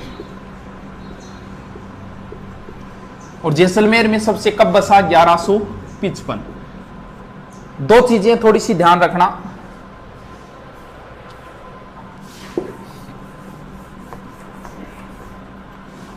एक तो है त्रिकुट पहाड़ी और एक है त्रिकुट पर्वत। त्रिकुट पहाड़ी के ऊपर तो जैसलमेर दुर्ग है, और त्रिकुट पर्वत के ऊपर केला माता का मंदिर है करोलीन। कैसे केला, कैसे करौली, कैसे कालीसील। केला माता का मंदिर करौली में है, और करौली ये कालीसील, काली सिंध नहीं है, कालीसील है, कालीसील जहां पे लंगूरिया गीत गाया जाता है मीणा जाति द्वारा। लंगूरिया नृत्य गीत एक ही बात है। जैसलमेर दुर्ग की जो बातें हैं वो अधूरी सी है, जैसे यहाँ 99 बुर्ज 100 पूरे नहीं हुए। यहाँ 2.5 साके है, एक साका अधूरा रह गया था। जैसलमेर दुर्ग के 2.5 साके है, 2.5 साके यानी अधूरा रह गया था साका। साका जोहर वगैरह क्या है ये तो लंबी चौड़ी कहानियां हैं, कभी फिर करेंगे। थोड़ा सा 2.5 साका ध्यान रखना। 2.5 साका कहाँ का प्रसिद्ध है? जैसलमेर। पहला साका बताते हैं मूलराज के समय हुआ था, अलाउद्दीन का आक्रमण हुआ था। 2 डेटें आती है 1292 और 98, लेकिन राजस्थान का पहला साका 1301 में हुआ था, इसलिए यह प्रमाणित नहीं माना जाता। दूसरा जो साका हुआ था वो दुद्दा के समय हुआ था, बताते हैं फिरोज शाह का आक्रमण हुआ था। और तीसरा हुआ था 1550 में लूणकरण। लूणकरण रूठी रानी उमादे का पिता। लूणकरण के समय हुआ था। गंधार के अमर अली का आक्रमण हुआ। पुरुष तो मारे गए थे, लेकिन महिलाएं जोहर नहीं कर पाई थी, जो अधूरा रह गया था। ये अधूरा साका है 2.5 साका। बाकी सर्वाधिक साके है जैसलमेर चित्तौड़गढ़ दुर्ग में हुए हैं 3। ये थोड़ी सी बातें थी नॉर्मल सी भाटी राजवंश की। 4-5 शासक है जाट शासक, उनका भी देख लेते हैं। फासली रीडिंग मार रहे हैं ये जाट राजवंश। जाट राजवंश का उदय औरंगजेब के समय हुआ था। राजवंश की जिक्र करें, औरंगजेब के समय औरंगजेब के विरुद्ध गोकुला मथुरा का एक जाट था गोकुला ने अपने कुछ व्यक्तियों को लेकर औरंगजेब के विरुद्ध खड़ा किया था। तो गोकुला जाटों का प्रारंभिक नेता है। ये जाट राजवंश का संस्थापक नहीं है, जाटों का एक तरीके का नेता है। इसने अब्दुल नमी की हत्या कर दी थी, जो हिंदू मंदिरों को तोड़ रहा था, और औरंगजेब ने गोकुला को मरवा दिया। इसके बाद में नेतृत्वकर्ता बन गया राजाराम। जाटों का दूसरा नेता है राजाराम। राजाराम के बारे में आता है कि राजाराम ने अकबर की कब्र को लूटा था। इसके बाद में जाट साम्राज्य के जो माना जाता है वो माना जाता है चूड़ामन से। जाट साम्राज्य का संस्थापक चूड़ामन है, जबकि जाट साम्राज्य का वास्तविक संस्थापक कौन है? बदन सिंह। बदन सिंह को सवाई जयसिंह ने ब्रजराज की उपाधि दी थी। और डींग की जागीर दी थी। डींग के जल महल बदन सिंह ने बनवाए थे, जो प्रसिद्ध जल महल है डींग के जल महल। डींग वैसे जल महल जयपुर के अंदर ही है, लेकिन जो प्रसिद्ध जल महल है वो यहीं की है। ब्रजराज की उपाधि और जाट साम्राज्य का जाटों का प्रारंभिक नेता गोकुला, फिर राजाराम, जबकि जाट साम्राज्य का संस्थापक चूड़ामन है और जाट साम्राज्य का वास्तविक संस्थापक बदन सिंह को माना है। इसके बाद में जाटों का शक्तिशाली जो शासक है सूरजमल को माना जाता है। और सूरजमल जी ने ही एक दुर्ग बनाया था जिसका नाम है लोहागढ़। कद बनाया गुरुजी 1733। यह मजबूत दुर्ग माना जाता है, अजय दुर्ग माना जाता है कि इसे आज तक कोई नहीं जीत पाया। लोहागढ़ दुर्ग, लोहागढ़ दुर्ग में दो चीजें, एक तो जवार बुर्ज है और एक फतेह बुर्ज है। जवार बुर्ज दिल्ली विजय के उपलक्ष्य में, किसने दिल्ली विजय की बाद में करेंगे, और एक फतेह बुर्ज है, यह अंग्रेजों की विजय के उपलक्ष्य में है। इसके बाद में सूरजमल जी का पुत्र था जवाहर सिंह, पिता की हत्या का बदला लेने के लिए दिल्ली गए थे और वहां से दो चीजें उठा के लाए। एक तो अष्ट धातु का दरवाजा, ऐसा उल्लेख आता है कि अष्ट धातु का दरवाजा चित्तौड़ दुर्ग में था जिसे अलाउद्दीन ले गया था। और यह अष्ट धातु मतलब 8 धातुएं, सोना चांदी पीतल वगैरह, वो होती है अष्ट धातु। तो नहीं याद रहे को अष्ट धातु उठाने के लिए जोर चाहिए, जोर जवाहर सिंह में था। यानी अष्ट धातु का दरवाजा कौन उखाड़ के लाए थे? जवाहर सिंह। ये इस यहां से एक काले संगमरमर के पत्थर का बेड लाए थे जो वर्तमान में डींग के जल महलों के अंदर रखा हुआ है। इसके बाद में शासक है रणजीत सिंह। इनके समय भरतपुर दुर्ग के अंदर मल्हार राव होलकर ने शरण ली। मराठा मल्हार राव होलकर, कब? 1803। और अंग्रेज लेख था जिसने गोलीबारी की, बम बरसाई, लेकिन दुर्ग को जीत नहीं पाए। उसके बाद में इसका नाम हो गया था लोहागढ़। यानी अंग्रेजों को मात देने वाले राजस्थान के एक ही व्यक्ति है रणजीत सिंह। तो ये थोड़ी सी बातें नॉर्मल थी। गोकुला नाम याद रखना है, राजाराम है, उसके बाद में चूड़ामन है, जाट साम्राज्य, फिर बदन सिंह वास्तविक संस्थापक है, फिर सूरजमल जी जिन्होंने लोहागढ़ दुर्ग बनवाया था। इसमें 2-3 चीजें हैं। इसके बाद जवाहर सिंह जी जो अष्ट धातु दरवाजा, और रणजीत सिंह जी ने अंग्रेजों को मात दी थी।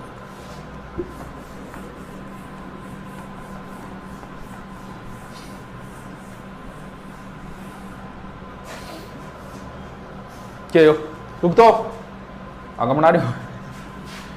लास्ट बच्चे हैं, चौहान तो डाले हुए हैं, गुहिल और सिसोदिया। लंबी चौड़ी कहानियां हैं, इनको कंप्लीट करना।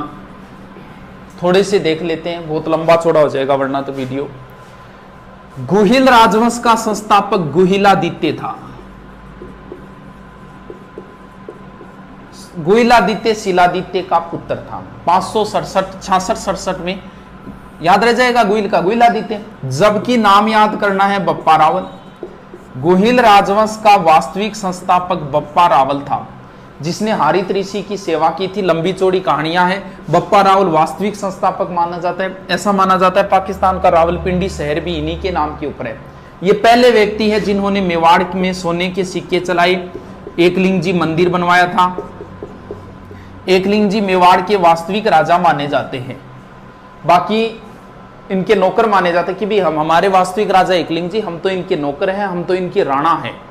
तो मेवाड़ के वास्तविक राजा एकलिंग जी है। जयपुर के वास्तविक राजा गोविंद देव जी है। भगवान श्री कृष्ण को जयपुर वाले मानते हैं और मेवाड़ वालों के वास्तविक राजा एकलिंग जी। इन्होंने अपनी प्रारंभिक राजधानी नागदा को बनाई।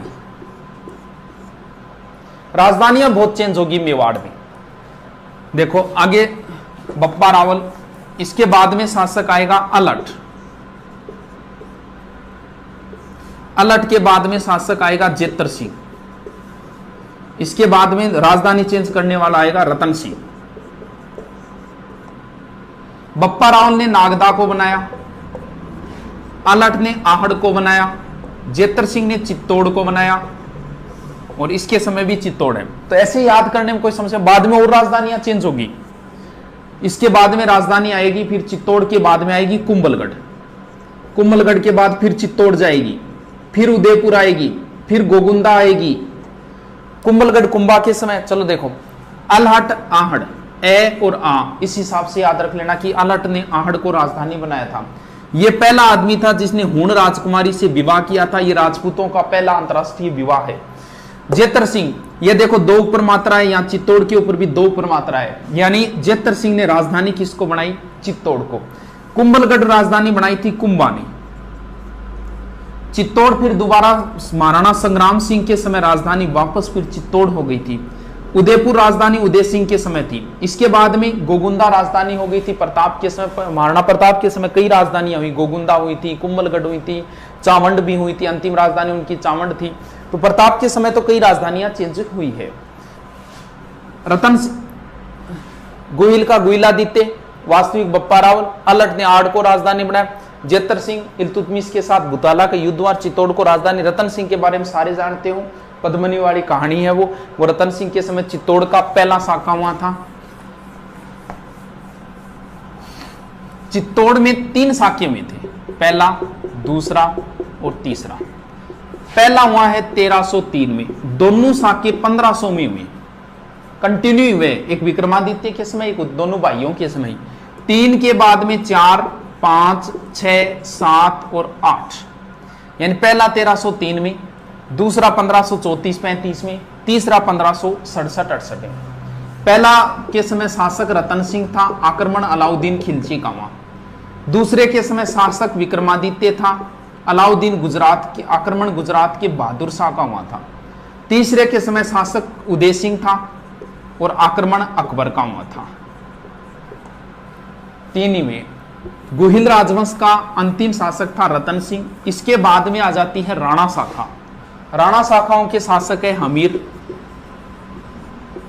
हमीर का बेटा खेता, खेता का पुत्र लाखा, लाखा का पुत्र मोक्कल, मोक्कल का पुत्र कुंभा, कुंभा का पुत्र था रायमल, रायमल का पुत्र संग्राम सिंह, संग्राम सिंह के बाद में शासक बना है संग्राम सिंह का पुत्र विक्रमादित्य, विक्रमादित्य के बाद में बना है उदय सिंह,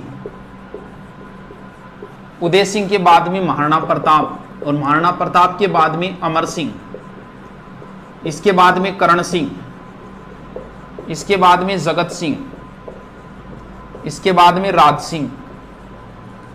इतनों की जरूरत तो नहीं है याद करने, कंटिन्यू भी कोई जरूरी नहीं है याद करने की। देखो प्रसिद्ध जो है ना, जैसे महाराणा प्रताप,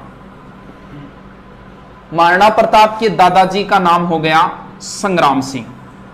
ये दोनों भाई है, दोनों पुत्री है संग्राम सिंह के। संग्राम सिंह के दादाजी हो गए कुंभा, कुंभा के दादाजी हो गए लाखा, और लाखा के दादाजी हो गए राणा हमीर। मैन यही है, बीच में तो ज्यादा डिटेल नहीं है इनका, मैन ये शासक ही है इनकी। मैन चीजें अगर इनकी देखें, फास्टली रिपीट मारे, क्योंकि मेवाड़ के इतिहास में 15 घंटे लगते हैं। नॉर्मल ऐसी मैन चीजें इनकी देखते हैं। फिर भी अगर आप शॉर्ट में याद करो तो संग्राम सिंह, और अब 2 ही दिन बचे हैं तो 2 ही शासक याद कर लो, लगभग पर्सन इसी में से आता है। या तो संग्राम सिंह में से आएगा या महाराणा प्रताप का तो निश्चित ही मान लो एग्जाम के अंदर। राणा हमीर, ये कौन सा वंश शुरू हो गया? सिसोदिया। राणा हमीर सिसोदिया राजवंश का संस्थापक है। इसके सिर्फ उपनाम है। मेवाड़ का उद्धारक, विषम घाटी पंचानन, प्रबल हिंदू राजा। मेवाड़ का उद्धारक कहा गया है अमीर को। मेवाड़ का उद्धारक भामाशाह को भी बोलते हैं, पीछे राजस्थान पुलिस में आया था। विषम घाटी पंचानन का अर्थ होता है विकट परिस्थितियों में शेर के समान, यानी ये आदमी विकट परिस्थिति में भी शेर के समान रहा था। विषम घाटी पंचानन कहां कहा गया? ये कुंभा ने कहा था। कुंभा ने लिखी है, टीका लिखी है जयदेव के गीत गोविंद पर रसिक प्रिया, सॉरी विषम घाटी पंचानन कीर्ति स्तंभ में, जबकि कुंभा ने कहा है वीर राजा। कुंभा ने अमीर को वीर राजा कहा है, विषम घाटी पंचानन कीर्ति स्तंभ में, और प्रबल हिंदू राजा कहा है टोड ने। खेता की कोई बात नहीं है। आगे लाखा है। लाखा का पूरा नाम है लक्ष्य सिंह। मेवाड़ में शॉर्ट में नाम लिया जाता है, जैसे कुंभकर्ण नाम है, संग्राम सिंह को सांगा बोलते हैं, प्रताप सिंह को प्रताप बोलते हैं। वैसे ही लक्ष्य सिंह है, लक्ष्य सिंह का मतलब लकी सिंह। सारे किस्मत वाले जो बातें हैं वो सारी लाखा के समय हुई थी। जैसे जावर में चांदी की खान, किस्मत की बात है। पिछोला झील बनवा गया कोई ऑटोमेटिक अपने आप ही, लाखा जी का पैसा ही नहीं लगा, एक बंजारा बनवा गया, किस्मत वाली बात है। फिर इनका विवाह हुआ था हंसाबाई से, रावचूड़ा की पुत्री थी हंसाबाई, ये भी किस्मत वाली बात है, क्योंकि विवाह होना किसके साथ था? कुंवर चूड़ा के साथ। बाद में इन्होंने प्रतिज्ञा ले ली और ये मेवाड़ के भीष्म पितामह कहलाए थे। इसके बाद में मोकल की बातें नहीं है, मोकल की हत्या कर दी थी चाचा और मेरा ने। फिर कुंभा की बहुत सारी बातें हैं। कुंभा का भी एग्जाम में, लगभग एग्जाम में प्रश्न आएगा और आपके भी आता है। कुंभा संग्राम सिंह और प्रताप सिंह।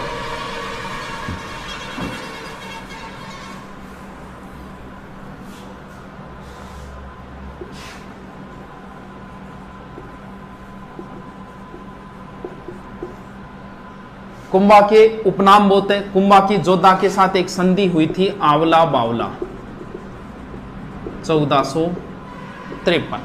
कुंभा के समय गुजरात का शासक था कुतुबुद्दीन शाह और मालवा का था महमूद खिलजी प्रथम। कुंभा के उपनाम बहुत है। अभिनव भट्टाचार्य, राणो रासो, हालगुरु, हिंदू सुल्तान, हालगुरु, दानगुरु, चापगुरु, छापगुरु, राजगुरु, ये उपनाम है। अभिनव भट्टाचार्य, राणो रासो, हिंदू सुल्तान, हालगुरु, दानगुरु, चापगुरु, छापगुरु। तो ऐसे भी प्रश्न आ गया, निम्न में से कुंभा की उपाधि नहीं है, तो नहीं है ऑप्शन जब भी आएगा ध्यान रखना वो किसी प्रसिद्ध अन्य राजा का ही है, क्योंकि कुंभे की 200-250 उपाधियां हैं। बाकी ऐसे भी पूछ लिया, तात्कालिक मुस्लिम शासकों द्वारा कुंभा को दी गई उपाधि। इन तीनों को वैसे भी याद रखना पड़ेगा। देखो इधर मुस्लिम नाम आ रहा है, इधर हिंदू नाम आ रहा है, यानी मुस्लिम शासकों ने हिंदू सुल्तान कहा कि हिंदुओं में ये एक ही है। रासो बोलते हैं साहित्य को, कुंभा साहित्यकारों का आश्रयदाता था, इसलिए राणो रासो। अभिनव भट्टाचार्य यानी कुंभा संगीत का ज्ञाता था। कौन सा संगीत का? वीणा बजाता था कुंभा। बताते कुंभा स्वयं वीणा वादक था। इसके बाद में कुंभा का इनके साथ भी युद्ध हुए थे। कुंभा का महमूद खिलजी के साथ युद्ध हुआ था, सारंगपुर युद्ध या मालवा युद्ध 1437। ये युद्ध महत्वपूर्ण है। युद्ध की विजय के उपलक्ष्य में जो चीज बनवाई थी वो महत्वपूर्ण है, वो है विजय स्तंभ। विजय स्तंभ, विजय स्तंभ 9 मंजिली है, 1 2 3 4 5, 9 तो मंजिली है, 120 से 122 फीट ऊंची है, लगभग 157 इसके अंदर लगभग सीढ़ियां है। विजय स्तंभ में लगभग 90 लाख खर्चा आया था 9वीं मंजिल पर, और तीसरी मंजिल पर 9 बार, 9 आंकड़े आते हैं इसमें ज्यादा। विजय स्तंभ की 9वीं मंजिल पर बताते हैं 9 बार अल्लाह लिखा है अरबी भाषा के अंदर। इसकी 8वीं मंजिल पर कोई मूर्ति नहीं है, और इसकी 9वीं मंजिल एक चीज और है चित्तौड़गढ़ दुर्ग में, इसके नजदीक एक चीज और है जिसका नाम है कीर्ति स्तंभ। ये 7 मंजिली है, ये 9 मंजिली है, ये 75 फुट है, ये 120 फुट है। ये कुंभा ने नहीं बनवाई थी, ये कुंभा ने बनवाई थी, ये बनवाई थी जैन व्यापारी जीजा। इसका प्रश्न ये ज्यादा है, कीर्ति स्तंभ किस जैन तीर्थंकर को समर्पित है? ये देखो एक है, एक का सा लग रहा है, 1 नंबर जैन तीर्थंकर को समर्पित है। 1 नंबर कौन है? आदिनाथ या ऋषभदेव। कीर्ति स्तंभ अलग है और कीर्ति स्तंभ प्रशस्ति अलग है। कीर्ति स्तंभ प्रशस्ति कुंभा की कीर्ति का बखान करती है, इसका मतलब विजय स्तंभ की 9वीं मंजिल पर है। इसे जैन कीर्ति स्तंभ कह सकते हो। ये विजय स्तंभ अलग है, कीर्ति स्तंभ अलग है, कीर्ति स्तंभ प्रशस्ति अलग है। तीनों चीजों में कंफ्यूज मत होना। इसके बाद में कुंभा ने बहुत सारे निर्माण कार्य करवाए हैं। शॉर्ट में देख लेते हैं। राजस्थान में स्थापत्य का स्वर्णकाल कुंभा के समय माना जाता है। कुंभा ने मेवाड़ में सर्वाधिक दुर्ग बनाए, मारवाड़ में सर्वाधिक मालदेव ने बनवाए थे। वीर विनोद के लेखक श्यामल दास ने कहा है कि मेवाड़ में 84 में से 32 दुर्ग अकेले कुंभा ने बनवाए हैं। जबकि ऐसा प्रश्न जरूर पूछा जा चुका है, लेकिन आपको सिर्फ 5 ही नाम याद रखने हैं। कुंभलगढ़, अचलगढ़, बहुत पिछली बार राजस्थान पुलिस में आया था इसका प्रश्न। कुंभलगढ़, अचलगढ़, बसंतगढ़, बैराट और भोमट, बस ये 5 ही दुर्ग याद करने। एक और करो तो कर लेना, छठा मचान। सीधा सा है कुंभलगढ़, अचलगढ़, बसंतगढ़, बैराट, भोमट, कुंभलगढ़, अचलगढ़, बसंतगढ़, बैराट, भोमट, कुंभलगढ़, अचलगढ़, बसंतगढ़, बैराट, भोमट। इनमें से ये दोनों सिरोही में है। बसंतगढ़ को कई बार बसंती भी लिख देते हैं। बैराट भोमट पड़ता है बाड़मेर में, बैराट पड़ता है भीलवाड़ा में, मचान पड़ता है सिरोही में, और कुंभलगढ़ हो गया रासम। ये एक ही दुर्ग है जिसका डिटेल है, बाकी का कोई डिटेल नहीं है, नाम और जिला। थोड़ी सी बात देख लेते हैं कुंभलगढ़ दुर्ग। कुंभलगढ़ दुर्ग की सबसे बड़ी विशेषता बस यही है। चित्तौड़ दुर्ग अगर आपको दिखाया हुआ मिलेगा तो विजय स्तंभ मिलेगी, अगर कुंभलगढ़ दिखाया मिलेगा तो ये 36 किलोमीटर लंबी दीवार मिलेगी, जिसे भारत की महान दीवार the great wall of India कहा जाता है। बहुत ऊंचाई पर है ये दुर्ग। इस दुर्ग के अंदर एक महल है कटारगढ़। यहां कुंभा ने राजधानी ये बना ली थी, यहां से कुंभा पूरे मेवाड़ को देखता था, इसे मेवाड़ की आंख कहते हैं। कटारगढ़ के सबसे ऊपर महल है बादल महल, जिसे बादल भी टच करते हैं। इसी बादल महल में 9 मई 1540 ज्येष्ठ शुक्ल तृतीया वार रविवार महाराणा प्रताप जयवंताबाई के गर्भ से महाराणा प्रताप का जन्म हुआ था। ये प्रश्न पीछे राजस्थान पुलिस में आया था, महाराणा प्रताप का जन्म कहां हुआ था। इसमें कटारगढ़ बादल महल ऑप्शन नहीं थे, सीधा सीधा ऑप्शन था कुंभलगढ़। यानी महाराणा प्रताप का बचपन किस दुर्ग में गुजरा था? कुंभलगढ़ दुर्ग के अंदर। यह कुंभलगढ़ दुर्ग इतिहास में आज तक कभी नहीं जीता गया, इसे सिर्फ एक बार जीता गया था। यह 1578 में शाहबाज के समय। शाहबाज ने कुंभलगढ़ पर 3 बार आक्रमण किया था। पीछे फर्स्ट रेड में आया था ये प्रश्न, एक बार जीता था। ये मेवाड़ वालों के जब भी कोई संकट आता था वो यहां जाते थे। इसे मेवाड़ महाराणाओं की संकटकालीन शरणस्थली, मारवाड़ राजाओं की संकटकालीन शरणस्थली बोलते सिवाना दुर्ग। सिवाना दुर्ग को भी शाहबाज खान ने जीता था चंद्रसेन के समय, और इस दुर्ग को भी शाहबाज खान ने जीता है 1578 के अंदर। इसी दुर्ग के अंदर थोड़ा सा इधर एक कुंड है, मामादेव कुंड। यहां कुंभा पूजा कर रहा था। कुंभा के अंतिम समय में उन्माद रोग हो गया था, जिसमें बैकी बैकी बातें करना होता है, आदमी भूल जाता है क्या वो उन्माद रोग होता है। और यहां कुंभा के पुत्र उदा आया और कुंभा की हत्या कर दी। उदा को मेवाड़ का पितृहंता कहते हैं। राजपूत सरदारों ने इसे स्वीकार नहीं किया क्योंकि इसने जघन्य काम किया, पिता की हत्या की, इसे निकाल दिया और कुंभा के दूसरे पुत्र रायमल को बना दिया था राणा।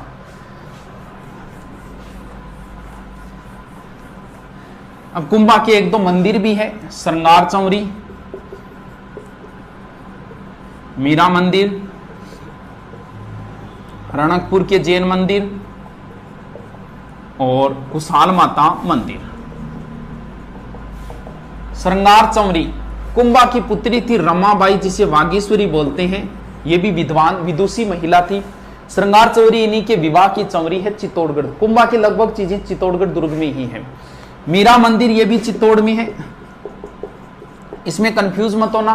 कुंभा का शासनकाल है 1433 से 68, जबकि मीरा का जन्म हुआ था 1498 में, यानी कुंभा की मृत्यु के 30 साल बाद। फिर भी मीरा मंदिर है। इसी कंफ्यूजन की वजह से टोड ने लिख दिया था कि मीरा जो है वो कुंभा की पत्नी थी, जबकि ऐसा नहीं है। मीरा मंदिर जो है वो पहले कृष्ण भगवान का मंदिर था, कुंभा स्वामी मंदिर था। मीरा इसमें बैठ के पूजा करती थी, इसलिए मीरा मंदिर नाम से प्रसिद्ध हो गया था। तो बनवाया इसे किसने था? कुंभा ने ही बनवाया था। रणकपुर के जैन मंदिर पड़ते हैं पाली में, बहुत प्रसिद्ध मंदिर है, मथाही नदी के किनारे है। इसमें 1444 खंबे हैं, स्तंभों का वन बोलते हैं, घंटियों का मंदिर भी बोलते हैं। ये मालवा दोबारा जब विजय की थी ना कुंभा ने, तब बनवाई थी, द्वितीय मालवा विजय के उपलक्ष्य में कुशाल माता का मंदिर।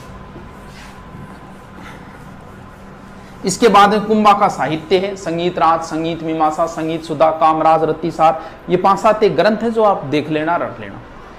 कुंभा के बाद रायमल की बात नहीं है, फिर संग्राम सिंह की है। संग्राम सिंह का वीडियो मैंने डाल रखा है और संग्राम सिंह का दोबारा फिर से एक पूरे विवरण के साथ वीडियो बनाएंगे। संग्राम सिंह के बाद में है विक्रमादित्य, संग्राम सिंह का पुत्र। विक्रमादित्य के समय की एक ही बात है, बता देते हैं शॉर्ट में। अब चित्तौड़ का राणा बन गया संग्राम सिंह के बाद विक्रमादित्य, और सांगा की विधवा पत्नी कर्मावती राजकार्य संभाल रही है। गुजरात का था बहादुर शाह। बहादुर शाह ने सोचा कि मेवाड़ कमजोर तो है, चलो आक्रमण करते। इसने 1534 में आक्रमण किया, लेकिन कर्मावती ने इसे रणथंबोर की जागीर देके वापस भेज दिया था। और बहादुर शाह की हुमायूं के साथ बिगड़ गई। हुमायूं इस पर आक्रमण करने के लिए चला था। तब इसने सोचा कि हुमायूं आक्रमण करने आ रहा है, क्यों ना चित्तौड़ को जीत ले। इसने रूमी खां के नेतृत्व में दोबारा चित्तौड़ की घेराबंदी कर दी। तो बताते हैं कर्मावती ने हुमायूं को सहायता के लिए अपील की थी। हुमायूं वहां से चल भी पड़ा था, क्योंकि दोनों काम ही करने, बहादुर शाह पे आक्रमण तो करना ही है। वो सहारनपुर ने पहुंचा। इधर से बहादुर शाह ने इसके पास खत भेज दिया था, बोल देख मैं जिहाद करने के लिए जा रहा हूं, तू बीच में मत आ, अपनी लड़ाई बाद में, हम बाद में लड़ेंगे। यानी इस युद्ध को चुपके से जिहाद घोषित करके हुमायूं को सहारनपुर के लमसम रोक दिया था। फरिश्ता के अनुसार ये ग्वालियर में रुका था, जो भी है। अब यहां नेतृत्व संभाला बाघ सिंह ने। कर्मावती ने विक्रमादित्य और अपने पुत्र दूसरा उदय सिंह, इन दोनों को ननियाल बूंदी भेज दिया। बाघ सिंह के नेतृत्व में केसरिया हुआ, कर्मावती के नेतृत्व में जोहर हुआ और 1534-35 चित्तौड़गढ़ का दूसरा और सबसे बड़ा साका पूर्ण हुआ। यहाँ 13,000 रानियों ने जोहर किया था। इसके बाद में विक्रमादित्य की सब जानते हो, बनवीर ने हत्या की, उदय सिंह को मारना चाहा। पन्नाधाई ने अपने पुत्र चंदन का बलिदान देके उदय सिंह को सुरक्षित पहले देवलिया के ठाकुर के पास, फिर डूंगरपुर और फिर लास्ट में कुंभलगढ़ ले गए थे, आशा शाह की देखरेख में रखा। इसके बाद में शासक बन गया उदय सिंह।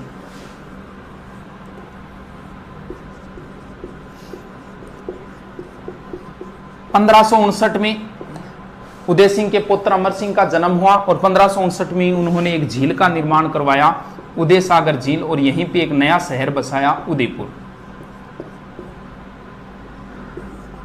अकबर था शासक। अकबर ने नागौर पे आक्रमण किया था जैमल पर, राजा जैमल राठौड़ पर। जैमल इसकी शरण में आ गए थे, उदय सिंह की शरण में। अकबर ने गुजरात पर आक्रमण किया। गुजरात का था बहादुर शाह, ये बहादुर शाह भी आ गया था, बहादुर शाह ने बाज बहादुर, ये बाज बहादुर भी उदय सिंह की शरण में आ गया था। अकबर ने दोनों मांगे, उदय सिंह ने मना कर दिया। तब अकबर ने चित्तौड़ दुर्ग को घेरा था 1567-68। यहां जैमल और फत्ता ने नेतृत्व किया। 4 माह घेराबंदी चली, राजपूतों द्वारा लड़ा गया सबसे अच्छा युद्ध माना जाता है, सबसे खतरनाक। इस युद्ध के बारे में पूरा डिटेल बताएंगे, इसका वीडियो डालेंगे। सबसे अच्छा युद्ध था ये। 4 महीने तक कैसे कैसे रहा, क्या घेराबंदी रही, अकबर ने क्या किया, यहाँ 8,000 राजपूतों ने क्या किया, वो पूरी प्रोसेस है। 1 घंटा लगता है समझाने में, लेकिन इसको कभी फिर डालेंगे। बहुत अच्छा युद्ध था ये चित्तौड़गढ़ का, तीसरे साके का। और यहाँ जैमल और फत्ता के नेतृत्व में केसरिया हुआ और फत्ता की पत्नी फूलकंवर के नेतृत्व में जोहर हुआ था। यह चित्तौड़ का तीसरा और अंतिम साका था। इस घटना के थोड़े दिनों बाद ही उदय सिंह की मृत्यु हो गई थी गोगुंदा में। उदय सिंह ने अपने छोटे पुत्र जगमाल को राणा बना दिया था। मेवाड़ में एक रिवाज है कि जो राणा बनेगा वो दाग संस्कार में नहीं जाएगा। तो वहां जगमाल दिखाई नहीं दिया। तब राजपूत सरदारों ने पूछ लिया कि जगमाल दिखाई नहीं दे रहा। तब उन्होंने कहा कि जगमाल को तो राणा बना दिया। तब वो बाकी राजपूत सरदारों ने मिलके महाराणा प्रताप का यही गोगुंदा में राज्याभिषेक कर दिया था। और उनके पास चित्तौड़ दुर्ग तो मुगलों के पास है, कुंभलगढ़ दुर्ग था। कुंभलगढ़ दुर्ग में सरदार गए, जगमाल को हटाया और महाराणा प्रताप का दोबारा कुंभलगढ़ दुर्ग में राज्याभिषेक हुआ था। और इसे महलों की क्रांति कहा जाता है। इस दोबारा राज्याभिषेक के अंदर मारवाड़ से राव चंद्रसेन भी आए थे। प्रताप एक बहुत इंपॉर्टेंट शासक है। इसके बारे में अगर शॉर्ट में बताया तो भी 1.5 घंटे लगेंगे। तो नॉर्मल आप बातें देख लेना। हल्दी घाटी युद्ध है, थोड़ी सी ऐसी 4 अभियान है। सबसे पहले जलाल खां, क्योंकि इसे बहुत विस्तार से बताना है, कभी पूरे डिटेल से करेंगे। 2-3 घंटे का चैप्टर है। इतिहास का एक महत्वपूर्ण योद्धा है। ऐसे बता रहे हैं तो ऐसे लग रहा है कि भी एक बेइज्जती सी कर रहे हैं इतिहास की। ये सबसे अच्छा करेक्टर है इतिहास का। सबसे पहले 72 में जलाल खां, उसके बाद में 2 नंबर अभियान पे मान सिंह का पिता भगवंत दास और लास्ट में टोडरमल। ये तीनों आए थे 73 में। टोटल 6 अभियान आए थे महाराणा प्रताप को समझाने। ये 4 युद्ध से पहले, इसके बाद में आए थे 1580 में और एक अभियान आया था 1584 में। 80 में रहीम जी आए थे, अब्दुल रहीम खान खाना, रहीमन धागा प्रेम का वो रहीम जी। और सबसे अंत में आया था जगन्नाथ कछवा। इन्हें शांति अभियान बोलते हैं क्योंकि ये युद्ध से पहले है और ये युद्ध के बाद है। टोटल 6 अभियान। इनका क्रम ज्यादा पूछा जाता है। सबसे पहले एक मुसलमान को भेजा जलाल खां, फिर मान सिंह को भेजा, और पहले बेटे को भेजा, बेटा कोई काम बिगाड़ दे तो बाप को भेजा जाता है, फिर बाप को भेजा भगवंत दास को, और अंत में भेजा गया है टोडरमल को। सूत्र भी बना रखा है कईयों ने, तो कोई जरूरत भी नहीं है सूत्र की। फिर आपको हल्दीघाटी युद्ध की सारी बातें देखनी है, क्या क्या नाम है, क्या क्या है, वो डिटेल आधे घंटे हल्दीघाटी युद्ध में लगता है, तो वो नाम ध्यान में रख लेना। 18-21 जून 1576 है, इधर वाले का रावल सेना का कौन, इधर वाले का कौन, वो नॉर्मल आप डिटेल पूरा देख लेना। इसके बाद में फिर है दिवेर का युद्ध, 4 चौकियां हैं। फिर 1585 में राजधानी बनाई थी, लूणा चावंडिया को हरा के चावंड को। पीछे फैसलेट में आया था चावंड राजधानी कितने वर्षों तक रही, तो कुछ बच्चों ने क्या किया, महाराणा प्रताप की मृत्यु 1597 है, 97 में से घटा दिया था, जबकि चावंड राजधानी अमर सिंह के समय तक रही थी। 1615 में जब मेवाड़ मुगल संधि हुई थी तब तक रही थी, तो ये थोड़ा सा ध्यान रखना। 1585 से 1615 तक चावंड राजधानी रही थी। और फिर प्रताप की यहीं धनुष की प्रतिंचा खींचते समय मृत्यु हुई थी। इसको बहुत शॉर्ट में ले लिया मैं, पूरे डिटेल से वीडियो डालेंगे, बाद में डालेंगे। इसके बाद में महाराणा प्रताप के पुत्र अमर सिंह, इन्होंने मुगलों से संधि कर ली थी। कई अभियान आए थे इनको समझाने, 1605, 1608, 1609, 1611 और अंत में आया था 1613 खुर्रम शाहजहां। 1605 शहजादा परवेज, फिर महावत खां को भेजा था, फिर अब्दुल्ला खां को भेजा था, फिर राजा बस्सू को भेजा था और अंत में आया था खुर्रम या शाहजहां। तो इनके बीच में 1615 में संधि हो गई, जिसे मेवाड़ मुगल संधि कहते हैं। संधि की शर्तें यही थी, अमर सिंह की शर्तें थी, मैं तुम्हारे दरबार में नहीं जाऊंगा, तुम्हारे साथ कोई वैवाहिक संबंध नहीं रखूंगा। उधर से एक शर्त रखी गई थी, आप चित्तौड़ दुर्ग की मरम्मत नहीं करोगे। और बाद में सारा चित्तौड़ उदयपुर वगैरह सब वापस दे दिए और राजधानी हट के चावंड से वापस आ गई थी फिर उदयपुर। फिर मेवाड़ का अंतिम शक्तिशाली शासक जो है वो राज सिंह है, जिन्हें विजय कटकातु की उपाधि औरंगजेब से इनकी बड़ी नहीं थी। इन्होंने नाथद्वारा में नाथ जी का मंदिर और द्वारिकाधीश मंदिर और एक राजसमंद झील बनवाई थी। राजसमंद झील का दूसरा नाम राजसमुद्र है, जो झीलों के अंदर मैंने डाल रखा है। तो मेवाड़ का मैन ऐसी शॉर्ट में बता दिया आपको, थोड़ा सा दोबारा रीडिंग मार लेना इनका। ये थे राजवंश। इसके बाद में एकीकरण का थोड़ा डाल रखा है मैंने, क्रांति डाल रखी है, जनसंख्या डाल रखी है। किसान आंदोलन शॉर्ट में बता देता हूं, बहुत इंपॉर्टेंट है। किसान आंदोलन का प्रश्न आता ही आता है। क्यों कौन है गुरु? गुरु ओ गुरु, बस आयो 5 मिनट में, ठीक है आयो गुरु। हाँ आयो गुरु, आयो 5 मिनट बैठो। हाँ लास्ट किसान आंदोलन शॉर्ट में बता देता हूं। बिजोलिया सबसे इंपॉर्टेंट, बेगू, उसके बाद बूंदी, ये 3 इंपॉर्टेंट है। इन तीनों में ही गड़बड़ होगी। बिजोलिया भारत में सबसे पहले आंदोलन यहीं से चले थे। बिजोलिया वर्तमान में पड़ता है भीलवाड़ा के अंदर। या ये किस रियासत में था? ये मेवाड़ रियासत में था। उस समय मेवाड़ का महाराणा फतेह सिंह था, चेतावनी राज चुंगठिया वाले। बिजोलिया में दाकड़ जाति के किसान थे। भारत का सबसे लंबा अहिंसात्मक चलने वाला आंदोलन है, जो 1897 में शुरू हुआ, 1941 में जाके खत्म हुआ। पूछ लिया कितने वर्षों तक चला था? 44 साल तक चला था। यानी इसे भारत का मैराथन किसान आंदोलन कहा जाता है। भारत का मैराथन युद्ध है दिवेर का युद्ध, और मैराथन किसान आंदोलन है बिजोलिया किसान आंदोलन। इतने लंबे को हम 3 पार्टों में बांट लेते हैं आसानी से होने से। पहला चरण, दूसरा चरण और तीसरा चरण। पहला चरण 1897 से 1915, दूसरा 1915 से 23 और तीसरा 1923 से 41। सर चरण कैसे बांटे? नेतृत्वकर्ता के आधार पर। प्रत्येक का नेतृत्वकर्ता बदलेगा, क्योंकि 44 साल तक एक आदमी नेतृत्व नहीं कर सकता। हुआ क्या, गंगाराम धाकड़ के पिता की मृत्यु हुई और मृत्यु भोज पर सारे किसान इकट्ठा हुए थे। वहीं पे निर्णय लिया कि यार 84 प्रकार की लाग बागें कैसे भरे। उसमें बिजोलिया का सामंत जो था वो था किशन सिंह या कृष्ण सिंह। तब वहां पे एक व्यक्ति था साधु सीताराम। साधु सीताराम ने सबको राय दी, बोले यार हो सकता है किशन सिंह गड़बड़ कर रहा हो, अपने एक कोई व्यक्ति जाके फतेह सिंह को समझाओ। बोले किसको भेजें? वो नानजी ठाकरी पटेल को भेज दो। ये गए, फतेह सिंह मिला नहीं। वो एप्लीकेशन उनके ऑफिस में छोड़ के वापस आ गए थे। फतेह सिंह ने हामिद हुसैन को नियुक्त किया था, लेकिन कोई समाधान नहीं हुआ। इस बात की खबर मिली किशन सिंह को। किशन सिंह ने 1903 में इन पर एक कर ठोक दिया, चौरी कर, यानी टैक्स कम कराने के लिए गया था, एक नया और आ गया। किसानों ने विरोध में 2 साल तक लड़कियों के विवाह नहीं किए। सारे किसान एकत्रित होके गए, बोल जी हम तो छोड़ के जा रहे हैं बिजोलिया। तब ये डर गया था और इसने चौरी कर समाप्त किया और लगान 50% के स्थान पे 40 कर दी। इसके बाद में सामंत बना पृथ्वी सिंह। पृथ्वी सिंह ने जैसे ही नया सामंत बनता है तब एक नया टैक्स लगता है तलवार बंधाई। यह लगा था 1906 में। इसका विरोध हुआ। साधु सीताराम दास है, ब्रह्मदेव है, फतेहकरण चारण आदि के नेता। ये पहला चरण है।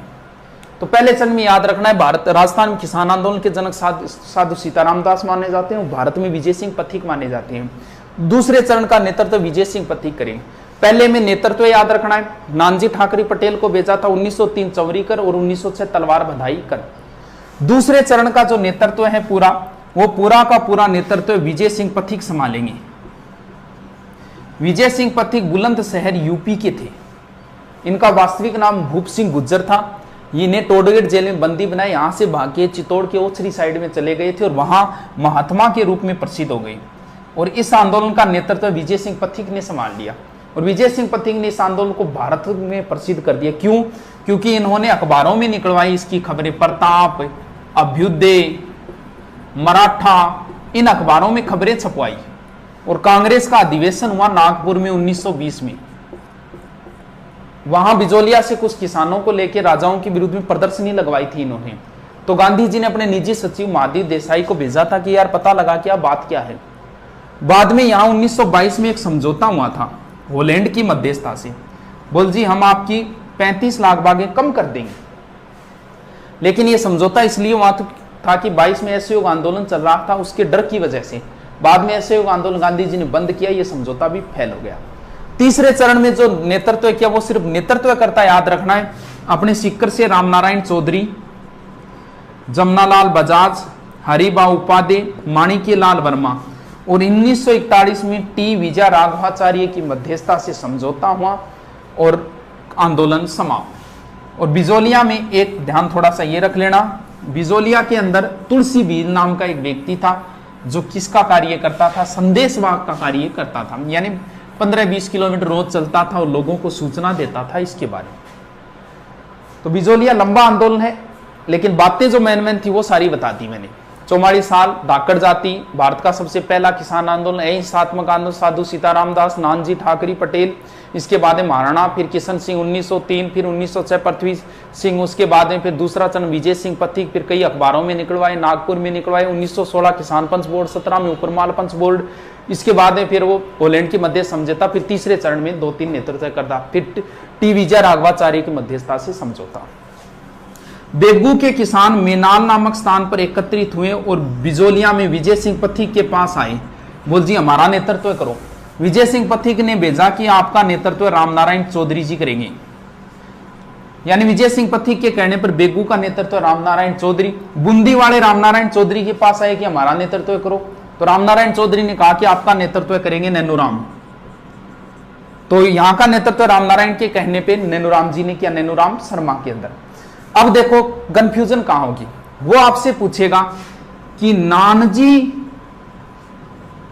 जी किस किसान आंदोलन से संबंधित है, अर्जी गीत कहां लिखा गया, पंचीड़ा गीत कहां लिखा गया, रूपा जी कृपा जी किससे संबंधित है,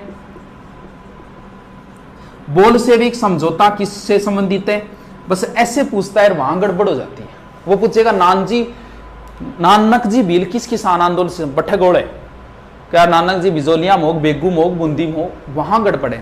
आप ऐसा करो, इस नए को पकड़ो, नए से नैनूराम, नए से नित्यानंद और नए से ही नानक जी।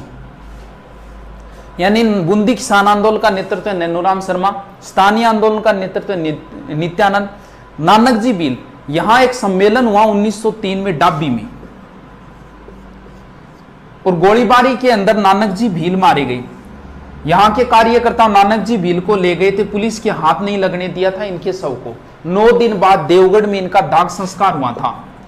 नारेड़ आए थे, इनका दाग संस्कार नारेड़ से हुआ था। बूंदी में इनका बहुत ज्यादा चर्चा, उनके गीतों में बहुत नाम लिया था। नानक जी भील और देवीलाल गुज्जर 2 व्यक्ति थे यहाँ। अब अर्जी गीत कहां लिखी गई? ये दोनों वैसे माणिक्यलाल वर्मा ने लिखा था, अर्जी कहीं और लिखा है, पंचड़ी कहीं और। कैसे याद करेंगे? अर्जी का मतलब होता है एप्लीकेशन, रिक्वेस्ट। नानक जी चले गए भगवान के पास सौरग में, तो माणिक्यलाल वर्मा ने नानक जी से अर्जी की, एप्लीकेशन की है कि थे तो भगवान कन चला गया लेकिन माने तो अनाथ कर गया, थे भगवान ने को मारो उद्धार करे, हमारे साथ शोषण हो रहे। यानी अर्जी गीत उन्होंने नानक जी भील के लिए, नानक जी भील झंडा गीत गाते हुए शहीद हुए थे। झंडा गीत विजय सिंह पथिक का लिखा हुआ था, तो ये थोड़ा ध्यान रखो। और पंचछेड़ा गीत विजय माणिक्यलाल वर्मा ने बिजोलिया किसान आंदोलन में लिखा था। तो एक चीज ध्यान, बिजोलिया में ऐसा प्रश्न नहीं बनेगा बिजोलिया किसान आंदोलन का नेतृत्व किसने किया, क्यों इसकी ज्यादा नेतृत्व करता है। या तो ऐसे बनेगा प्रारंभिक नेतृत्व किसने किया, साधु सीताराम दास, बाकी या फिर नेतृत्व किसने नहीं किया, ऐसा प्रश्न जरूर हो सकता है। या तो आप ऐसे करो, दो ही नाम पकड़ लो, बे बो और बेरो को नहीं, बेरू, ये दो ही नाम ध्यान रखो। बेगू का, बेगू में बोल सेविक, बेबो, बेगू में बोल सेविक, बोल सेविक मतलब यहां का सामंत था अनूप सिंह। विजय सिंह पथिक की मध्यस्थता से किसान और अनूप सिंह के मध्य समझौता हुआ। इसने कहा कि आपकी लागबागे मान ली जाएगी, मैं महाराणा को कह दूंगा। बेगू भी प्रथम श्रेणी का ठिकाना था मेवाड़ का। महाराणा ने कहा कुछ नहीं है, दिस इज बोल सेविक समझौता। बेरू, रू का मतलब रूपा जी कृपा जी, और यहां मारे गए थे, ट्रेच ने गोलियां चलाई और रूपा जी और कृपा जी मारे गए थे। तो ये तीन किसान आंदोलनों में गड़बड़ नहीं होनी चाहिए।